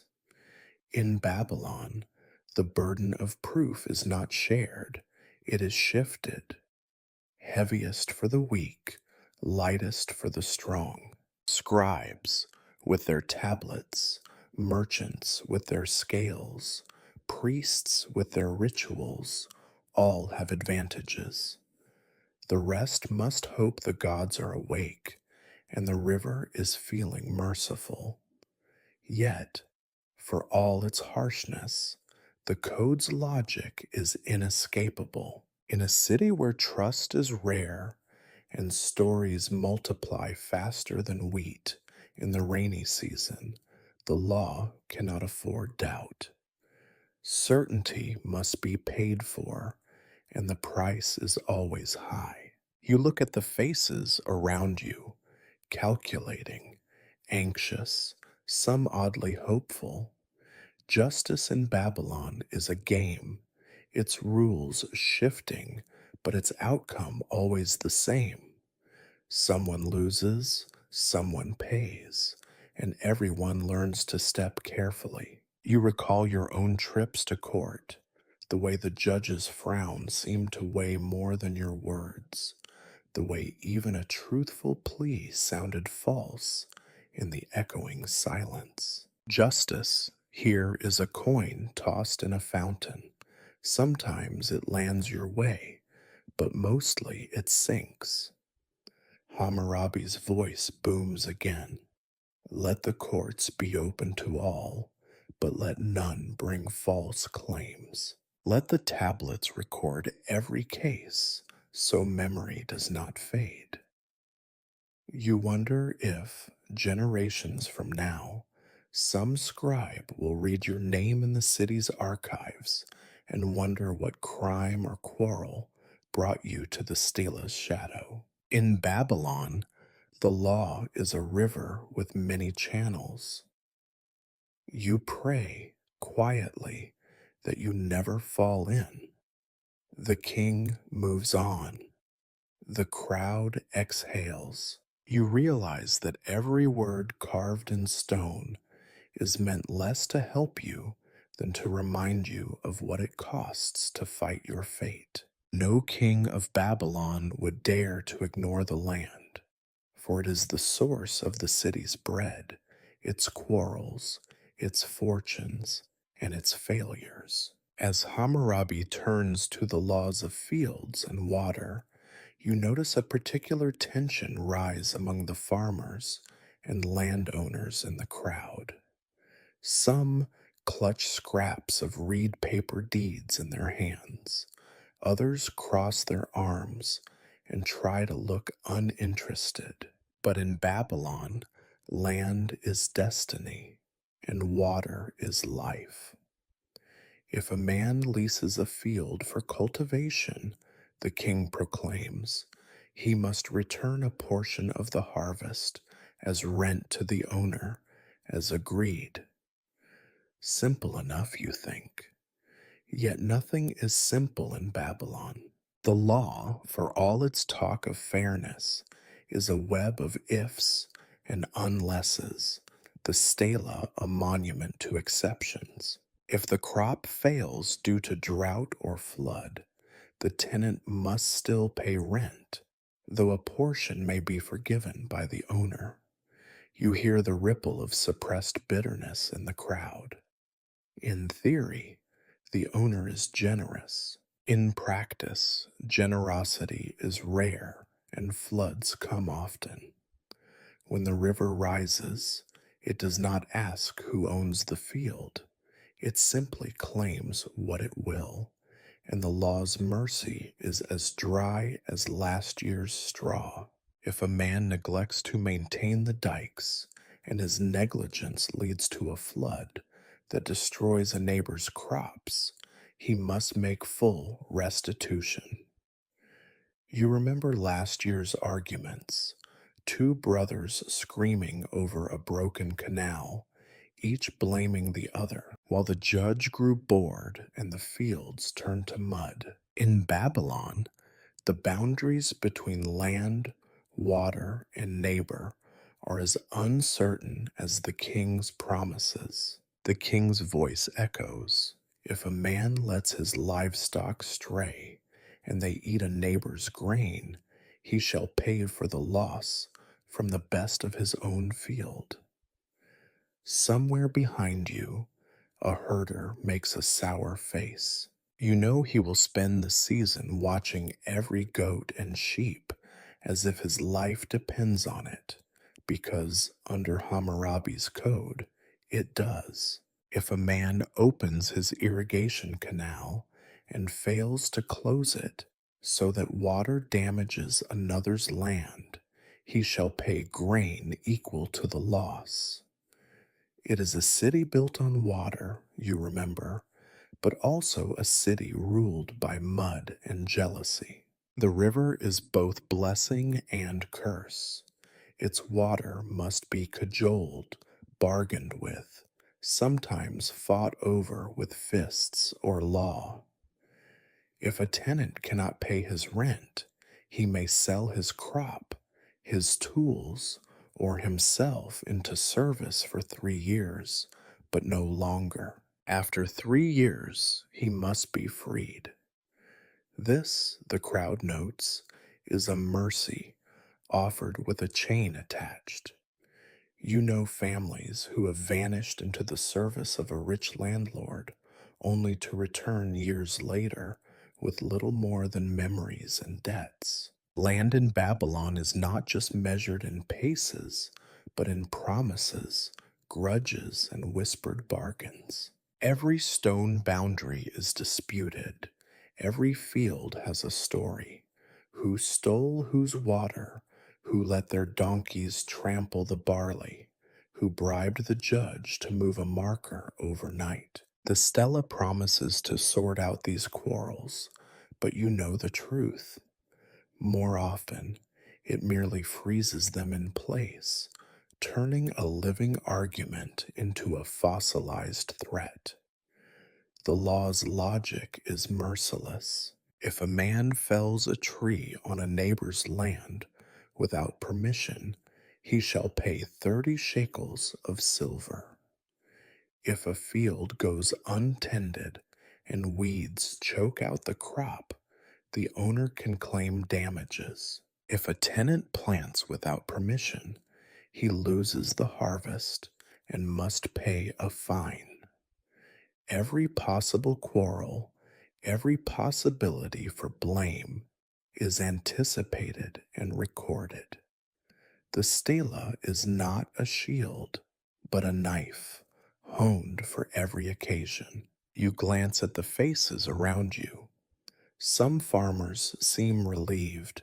At least the law puts an end to endless arguing. Others look worried, calculating what it will cost to fix a broken dike, or how much silver they will have to borrow if the rains do not come. You think of the river itself, winding past the city, sometimes a trickle, sometimes a roaring threat. The river does not read the laws, but it enforces them better than any judge, A missed day with the shovel, a forgotten canal, and the city's best intentions are washed away. If a field is leased for sharecropping, and the tenant cheats the owner of his share, the tenant shall pay threefold and be banished from future leases. Banished from the land, from the fields, from hope itself. In Babylon, the punishment for cheating the soil is to become a stranger to it forever. The king's voice rolls on, as steady as the river's current. You listen and realize that for all its grandeur, the law's true business is in the dirt, in barley and onions, in stones and broken dikes, in sweat and fear. In Babylon, the gods live in the temples, but your fate lives in the mud. And so you watch the stella's shadow creep across the square, marking the time until the next quarrel, the next drought, the next accusation. The law promises order, but you know the fields will always belong to the strongest, the cleverest, and those who learn to bargain with both river and king. The king moves on, and the farmers let out a breath, no less worried, but perhaps a little wiser.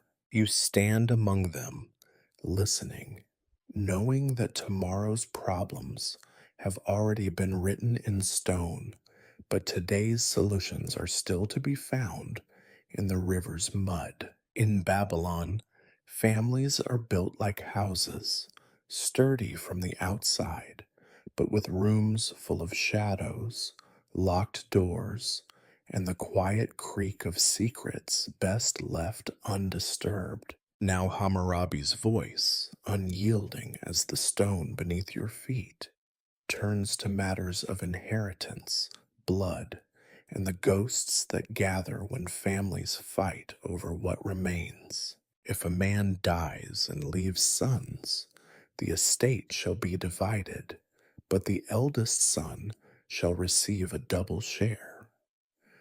A ripple of recognition passes through the crowd. In every family, you know, the seeds of resentment are sown early. The eldest son stands a little straighter.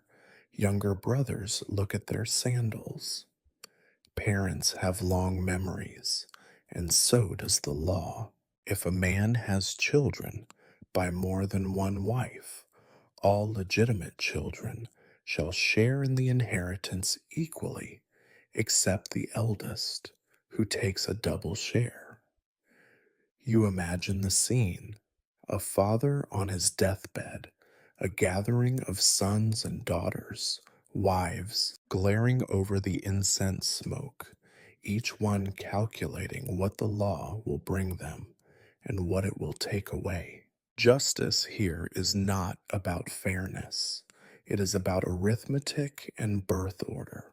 If a man's wife bears him no children and he adopts a son, the adopted son is to be considered as a natural born son and is entitled to inheritance. You see a glimmer of hope in a few faces.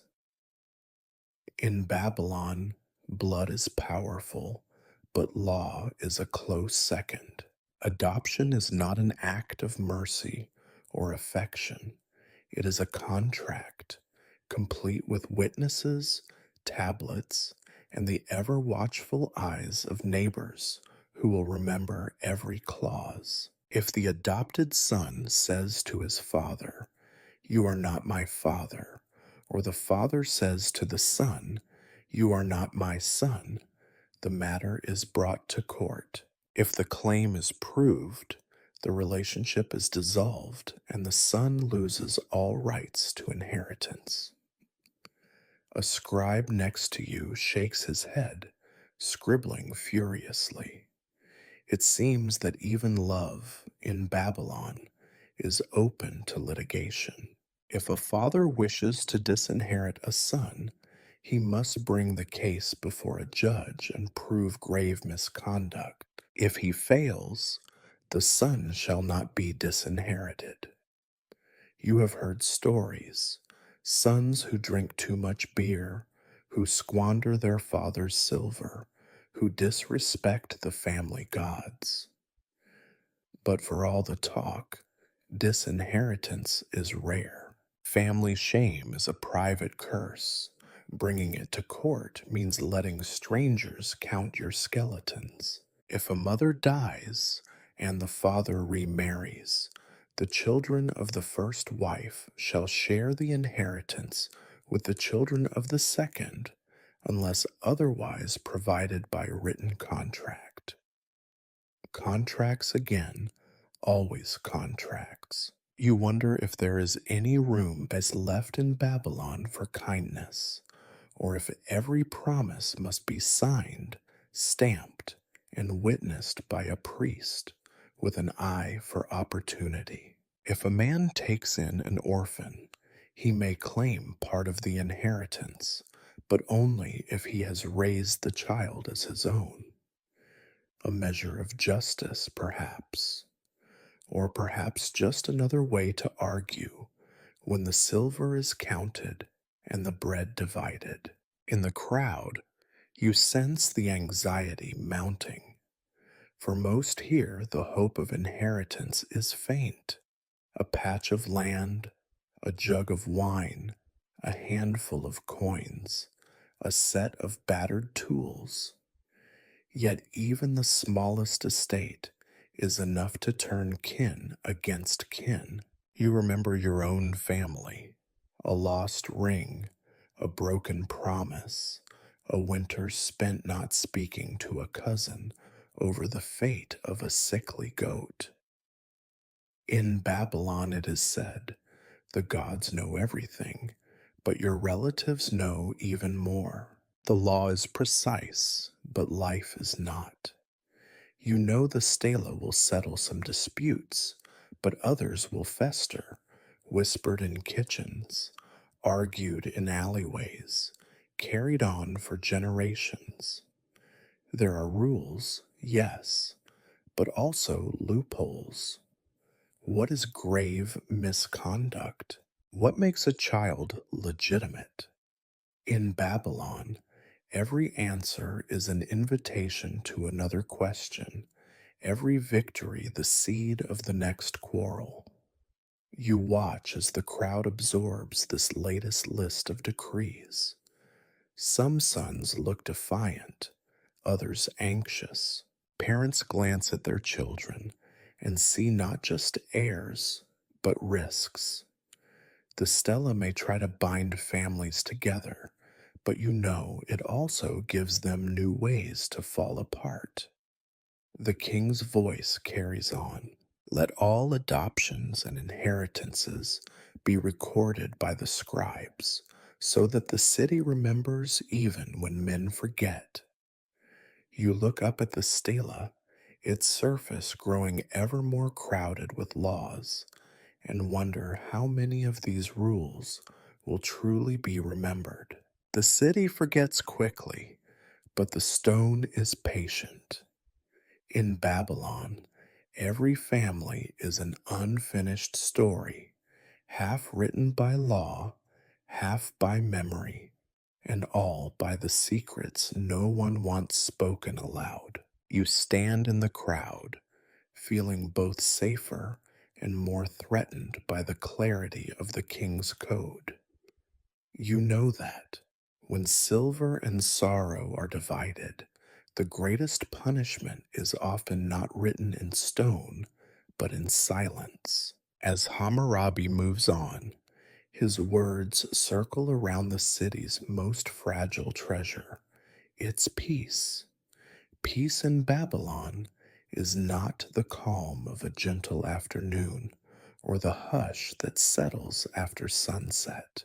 No, it is a thin, wary truce, maintained by fear, routine, and the knowledge that somewhere, always, someone is watching.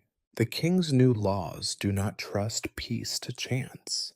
They fasten it with punishments, threats, and the slow, grinding force of public example. If a man raises a hand against another and draws blood, he shall pay a fine, and if the injury is grave, his hand shall be cut off.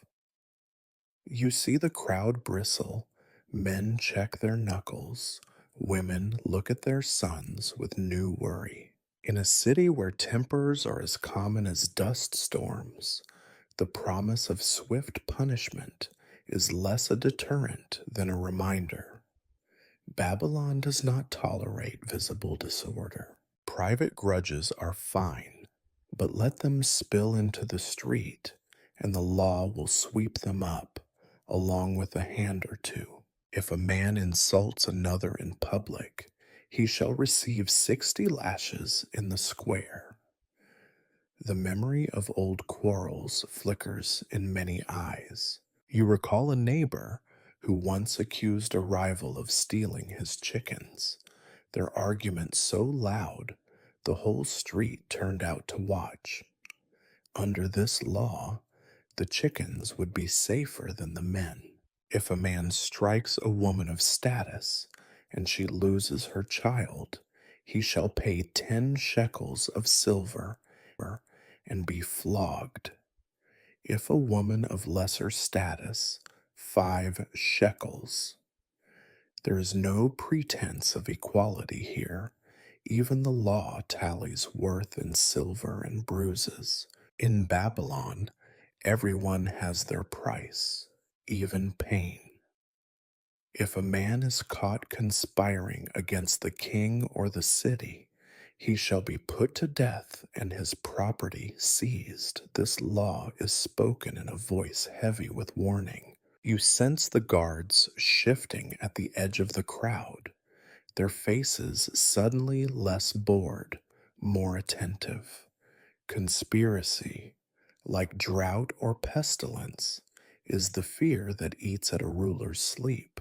The king's eyes sweep the crowd, lingering a moment too long on a group of men talking quietly among themselves.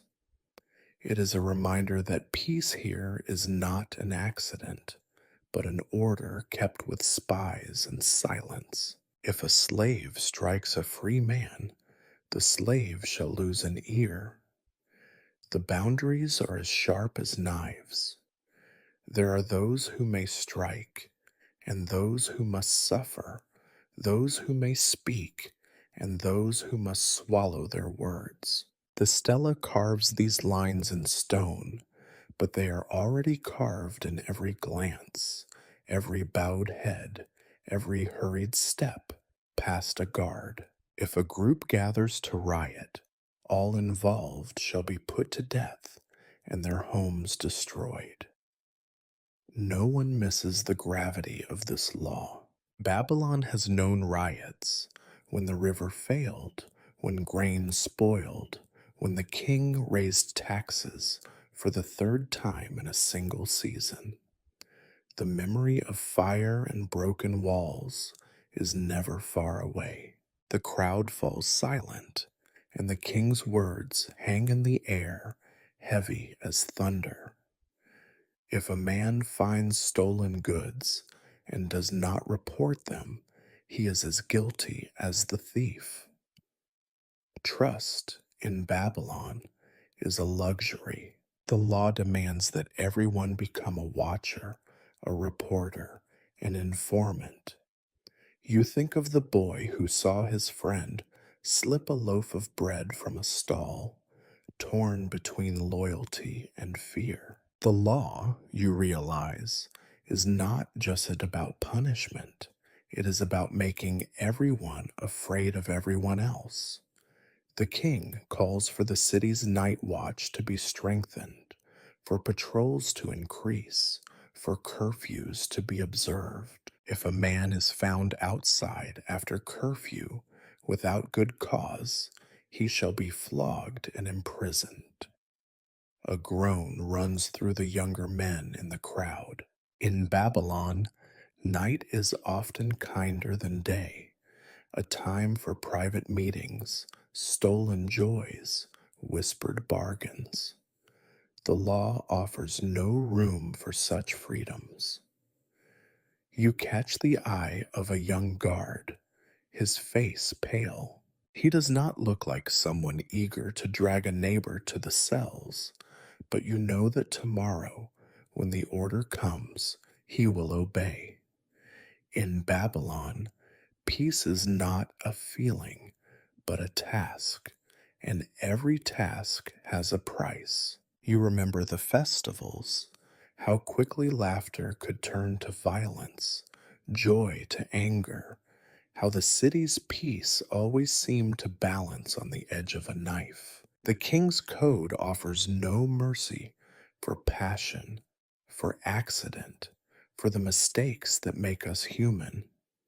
All is weighed, measured, punished. The priests, standing close to the king, murmur their approval. Peace is the foundation of sacrifice, of order, of taxes paid on time. Without it, temples burn and offerings dry up.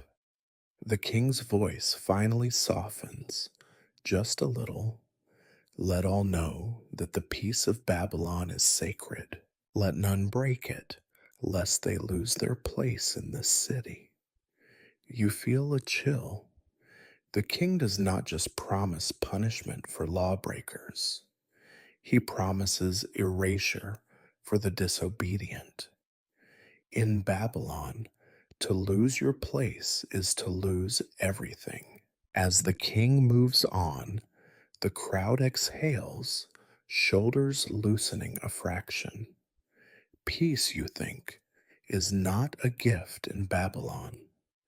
It is a leash, carefully knotted and pulled tight whenever the city stirs. You look at your neighbors and wonder how many secret resentments are quietly waiting for nightfall, for the next drought, for the next king to loosen the leash or pull it tighter still. In Babylon, the only peace that lasts is the kind written in fear.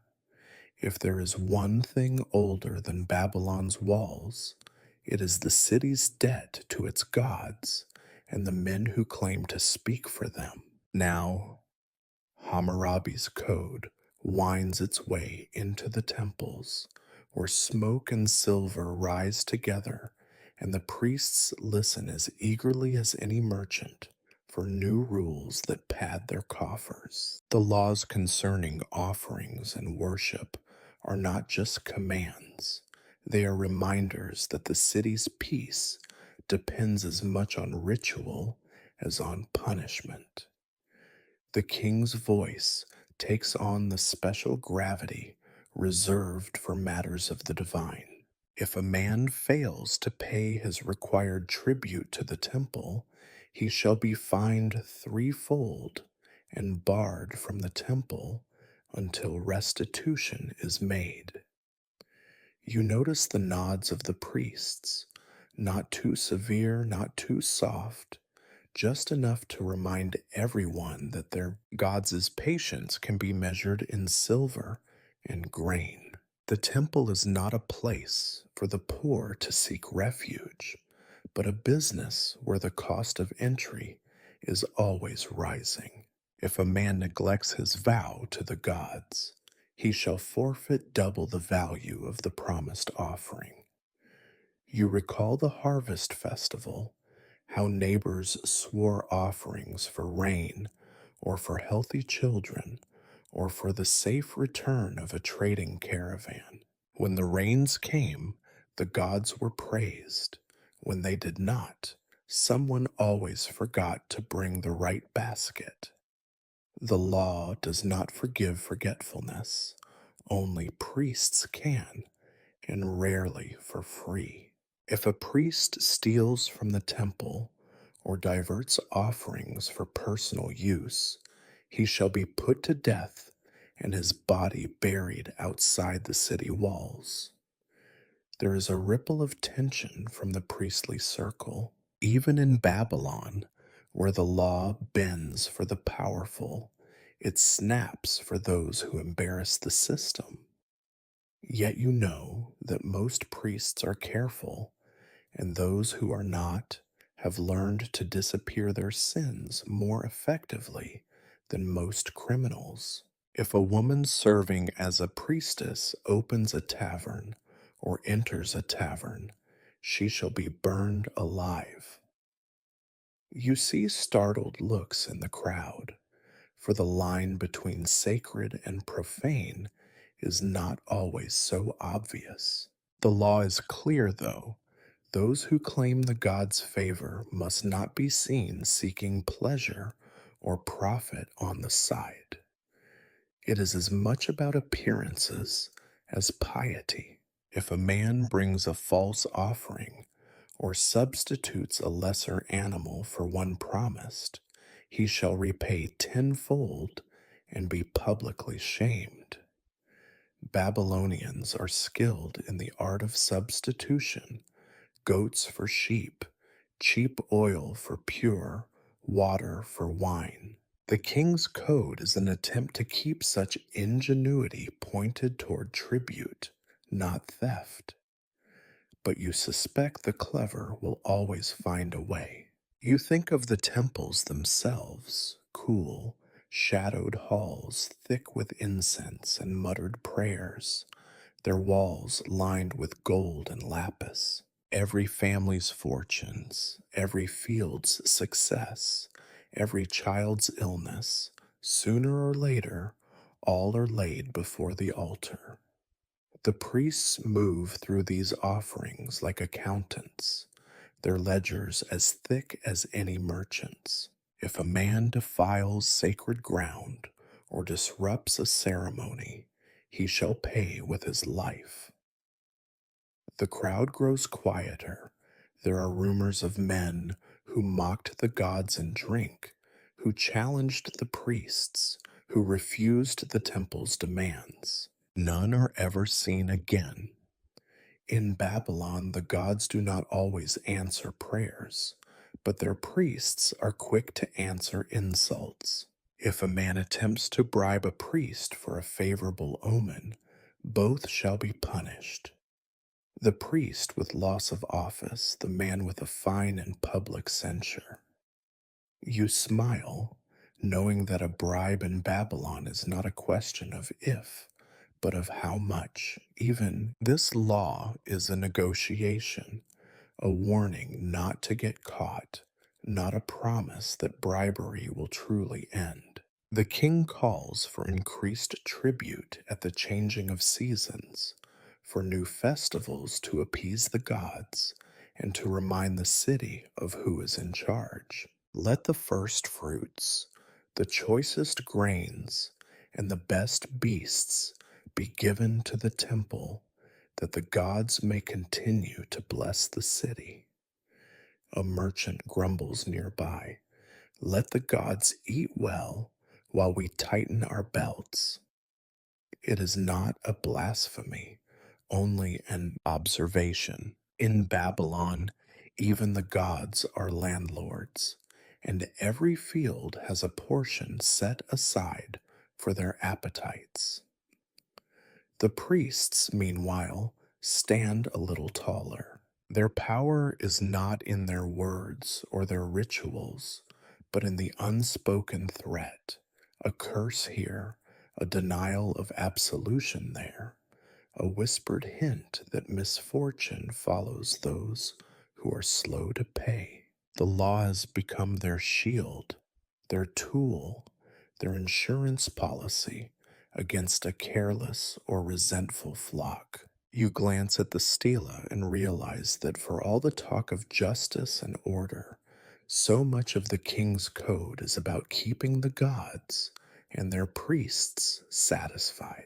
Babylon's heart is not its palace or its markets, but its temples, where law, ritual, and silver intertwine like roots beneath the city.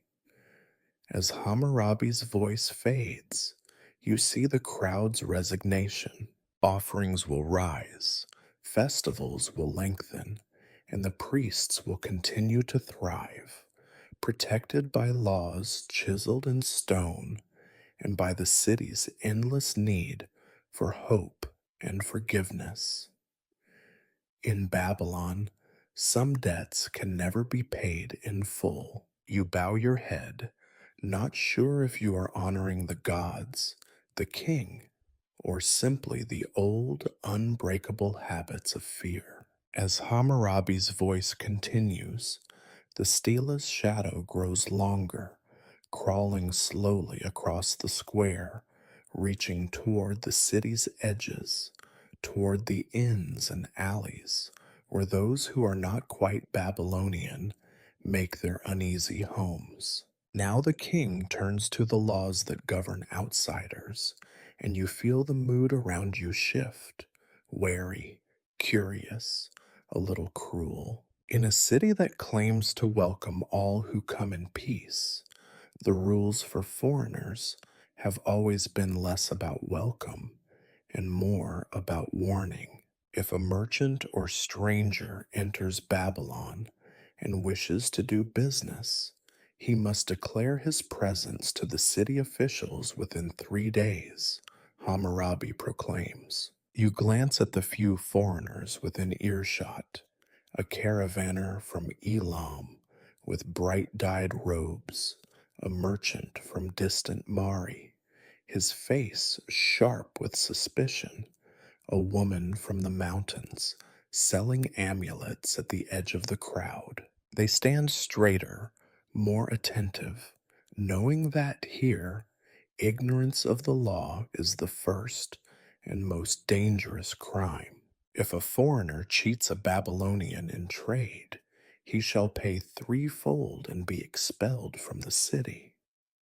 The merchants around you nod in approval. For all their complaints about local taxes and royal inspectors, they savor the knowledge that in Babylon, the law itself is a shield against the tricks of strangers. You remember the stories, outlanders selling painted pebbles as rubies, or measuring grain with false bottomed jars. But you also know that Babylonian hands are just as quick, just as clever when the opportunity arises. The law, in the end, is only as honest as those who enforce it. If a foreigner is robbed or assaulted and brings his complaint before the court, he shall be given the same justice as a Babylonian, provided he has registered with the city. This sounds fair, almost generous. You see the hopeful flicker in the eyes of the foreign merchants, an invitation, perhaps, to trust the king's justice. But the words, provided he has registered, hang heavy, the trap hidden behind the promise. You have seen it before, a traveler unaware of the right forms, a clerk who cannot find the record, a judge who shrugs as the matter is dismissed. In Babylon, law is as much about paperwork as about fairness. If a foreigner marries a Babylonian, his children may inherit property, but only if a contract is made before witnesses. Everything, as always, must be written, stamped, approved, and archived. Without the proper words on the proper tablet, even love is a legal technicality. If a foreigner commits a crime against the temple or the palace, his punishment shall be doubled, and he may be expelled or enslaved at the king's pleasure. You see some in the crowd look at the outlanders with a new calculation. Babylon is a city of bargains, but it is also a city of scapegoats. In hard times, it is safer to be a citizen. In bad years, blame is just another export. If a foreigner dies in Babylon, his goods shall be divided between his heirs and the temple. If no heirs come forward within a year, all becomes the property of the gods. You try to imagine dying far from home, your possessions weighed and counted by strangers, your legacy feeding the priests. Perhaps that is why so many foreigners keep to themselves, why their children sometimes speak Babylonian with strange accents, why they pray to unfamiliar gods in the dark. If a foreign slave runs away and is found in Babylon, he shall be returned to his master upon payment of a fee. No refuge here either. The city's welcome is always conditional, safe passage for the valuable, swift exit for the troublesome, no mercy for those who do not fit neatly into the king's ledgers. For all the talk of justice, you know what the code is really for: to keep the city's gold in Babylonian hands, to remind outsiders that they are always being watched, and to offer just enough rights to keep trade flowing without ever risking true equality. You look around the square and see how the city gathers itself.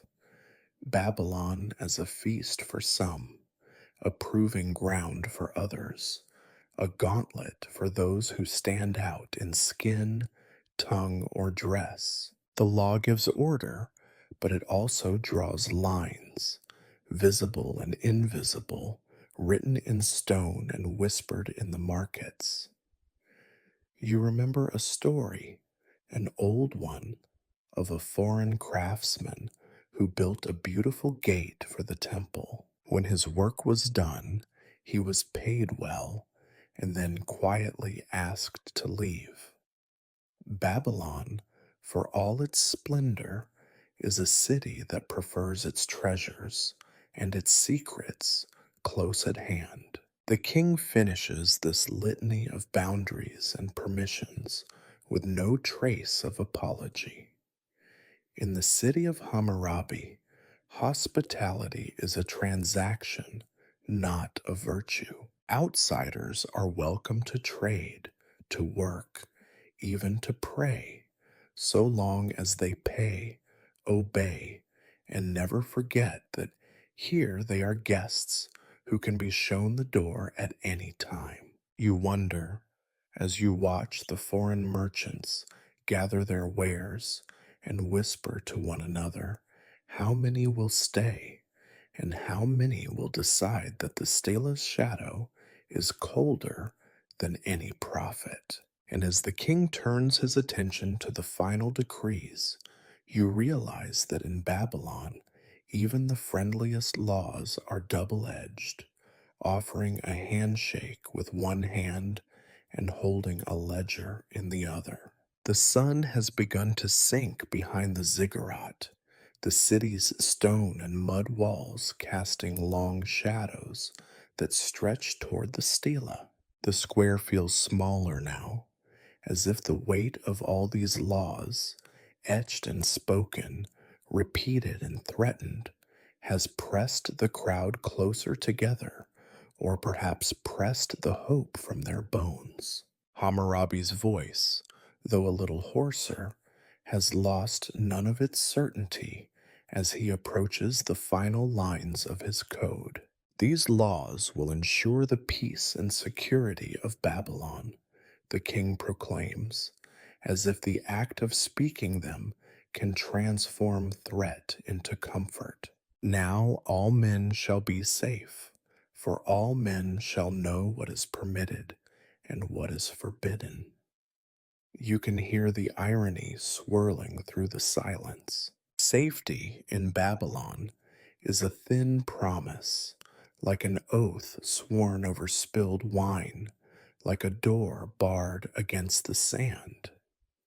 The law gives you rules, punishments, and the cold comfort of certainty, but it cannot give you trust or rest. All know this, but none dare say it while the guards still stand at the corners of the square. The last laws are a mixture of reassurance and warning. If a judge accepts a bribe, let him pay 12 times its value and be stripped of his office.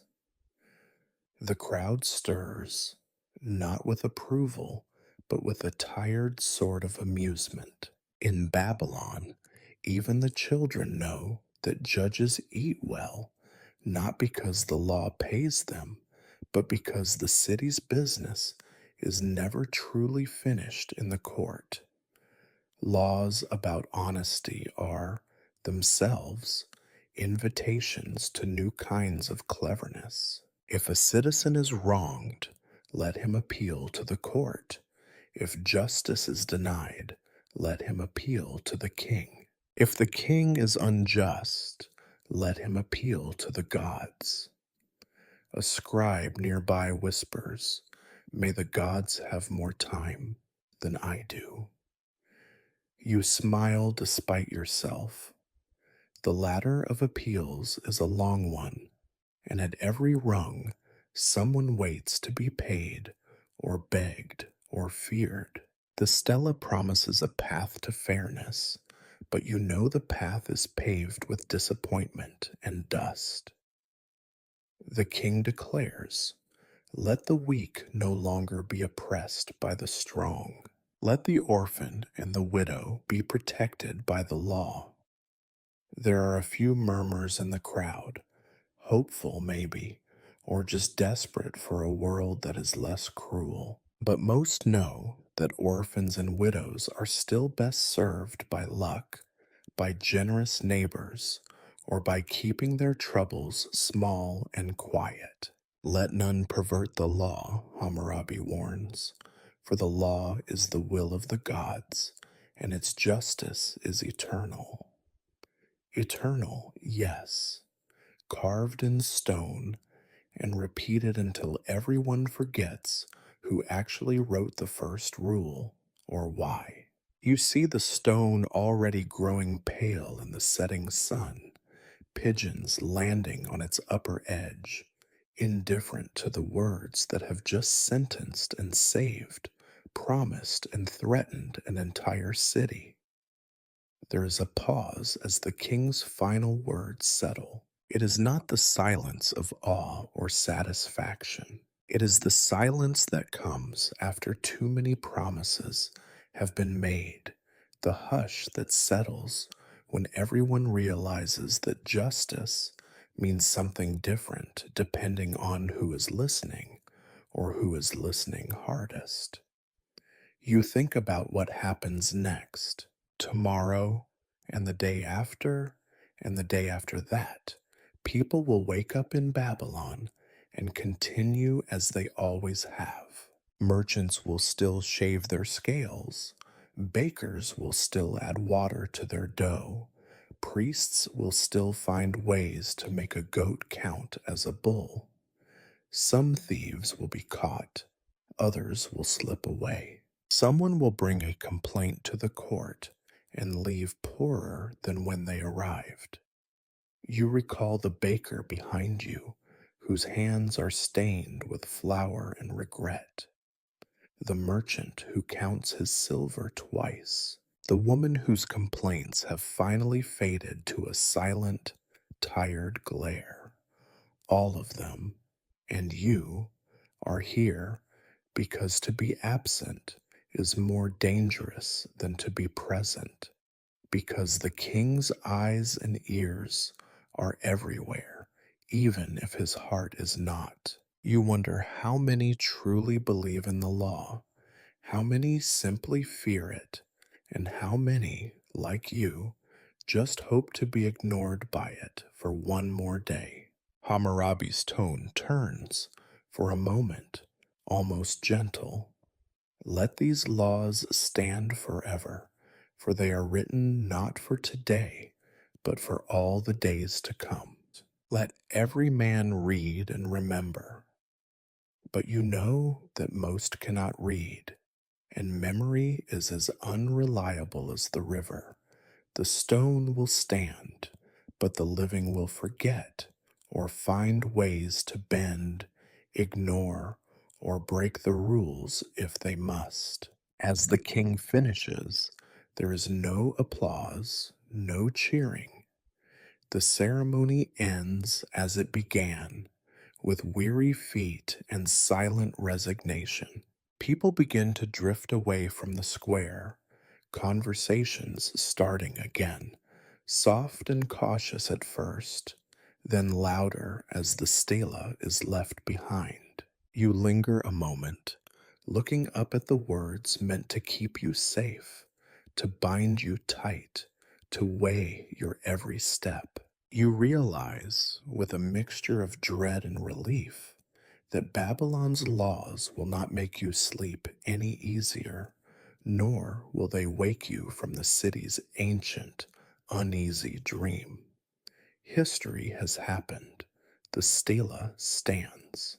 The law is eternal, and you, like everyone else, are already thinking about tomorrow. The crowd dissolves as dusk creeps across the city, leaving the stela alone at the heart of Babylon's square, new and ancient at the same time, a monument both to justice and to the heavy silence that follows its declarations. You find yourself among the last to drift away, the dust swirling lazily around your feet, the air thick with the kind of tiredness that only comes after a day spent listening to other people decide what your future will look like. You linger in the fading light, watching as the city resumes its rhythms. Bakers sweep their stalls, careful not to leave a crumb that might draw accusations or rats. The merchants close their ledgers with hands that tremble, perhaps from calculation, perhaps from fear. A few guards remain at their posts, but they too are slower now, weary from hours spent pretending their spears are more than decoration. In the growing shadow of the stela, you see faces changed by the day's events. The complaining woman is gone, swallowed back into the neighborhoods of Babylon, where mothers and wives will quietly recount the new rules over the evening meal. The baker lingers a moment longer, eyeing the monument with a look that is neither respect nor hatred, only a silent hope that his bread will not fall under the weight of these laws. Children return, picking their way through the square now that the king and his retinue have vanished. They circle the stela, touching its cold, hard surface, running their fingers along the grooves of cuneiform they cannot read. To them, it is just another strange, dark shape in a city full of mysteries.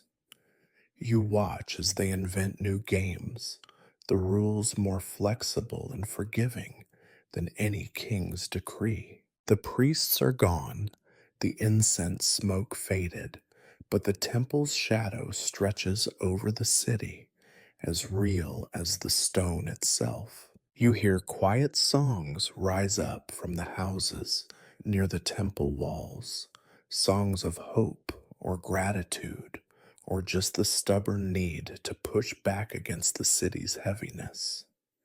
For tonight, at least, the gods will not demand any more offerings. For tonight, Babylon can rest. The merchants gather in twos and threes, sharing news of the day, weighing risks, whispering about which laws might be enforced and which might only exist for show. Someone tells a joke, old, worn, but good enough to draw a tired smile. The king makes the laws, but only the river keeps them. Laughter flickers, fragile but real. As dusk deepens, you notice the city's stray dogs slinking from the alleys, noses to the ground, drawn by the promise of dropped food or softer hearts. Even they seem wary of the stela, skirting its base as if they sense it is not just a stone, but a witness to secrets no animal should overhear. You walk homeward, the city's lights kindling one by one, torches, oil lamps, the pale glow from the high windows of the palace. Babylon is a city that never truly sleeps.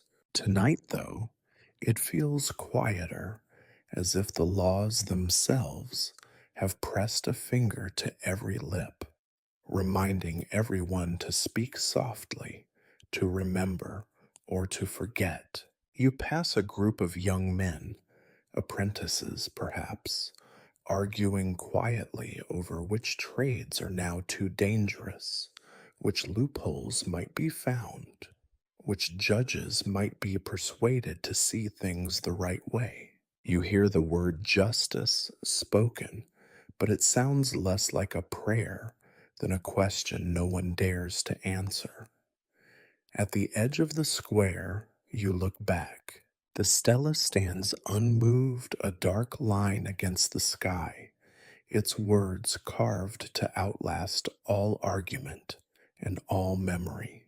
For a moment, you try to imagine the future, the next king, the next drought, the next riot, the next time the river rises and the laws are tested and found, as always, both too hard and too fragile. The city seems held together not by rules or punishments, but by the quiet determination of its people to endure. Tomorrow, the market will open, debts will be counted, marriages will be arranged and broken, secrets will be kept, and sometimes confessed.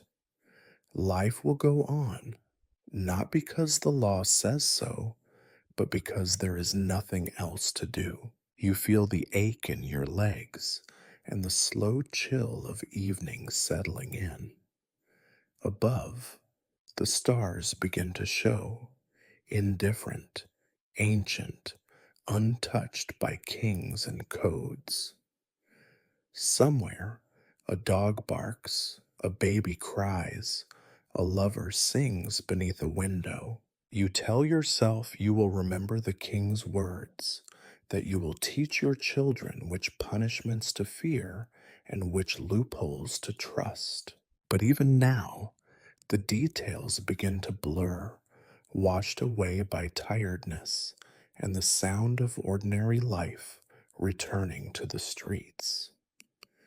As you step away from the square, you realize the stela's shadow will fall over Babylon for a long time.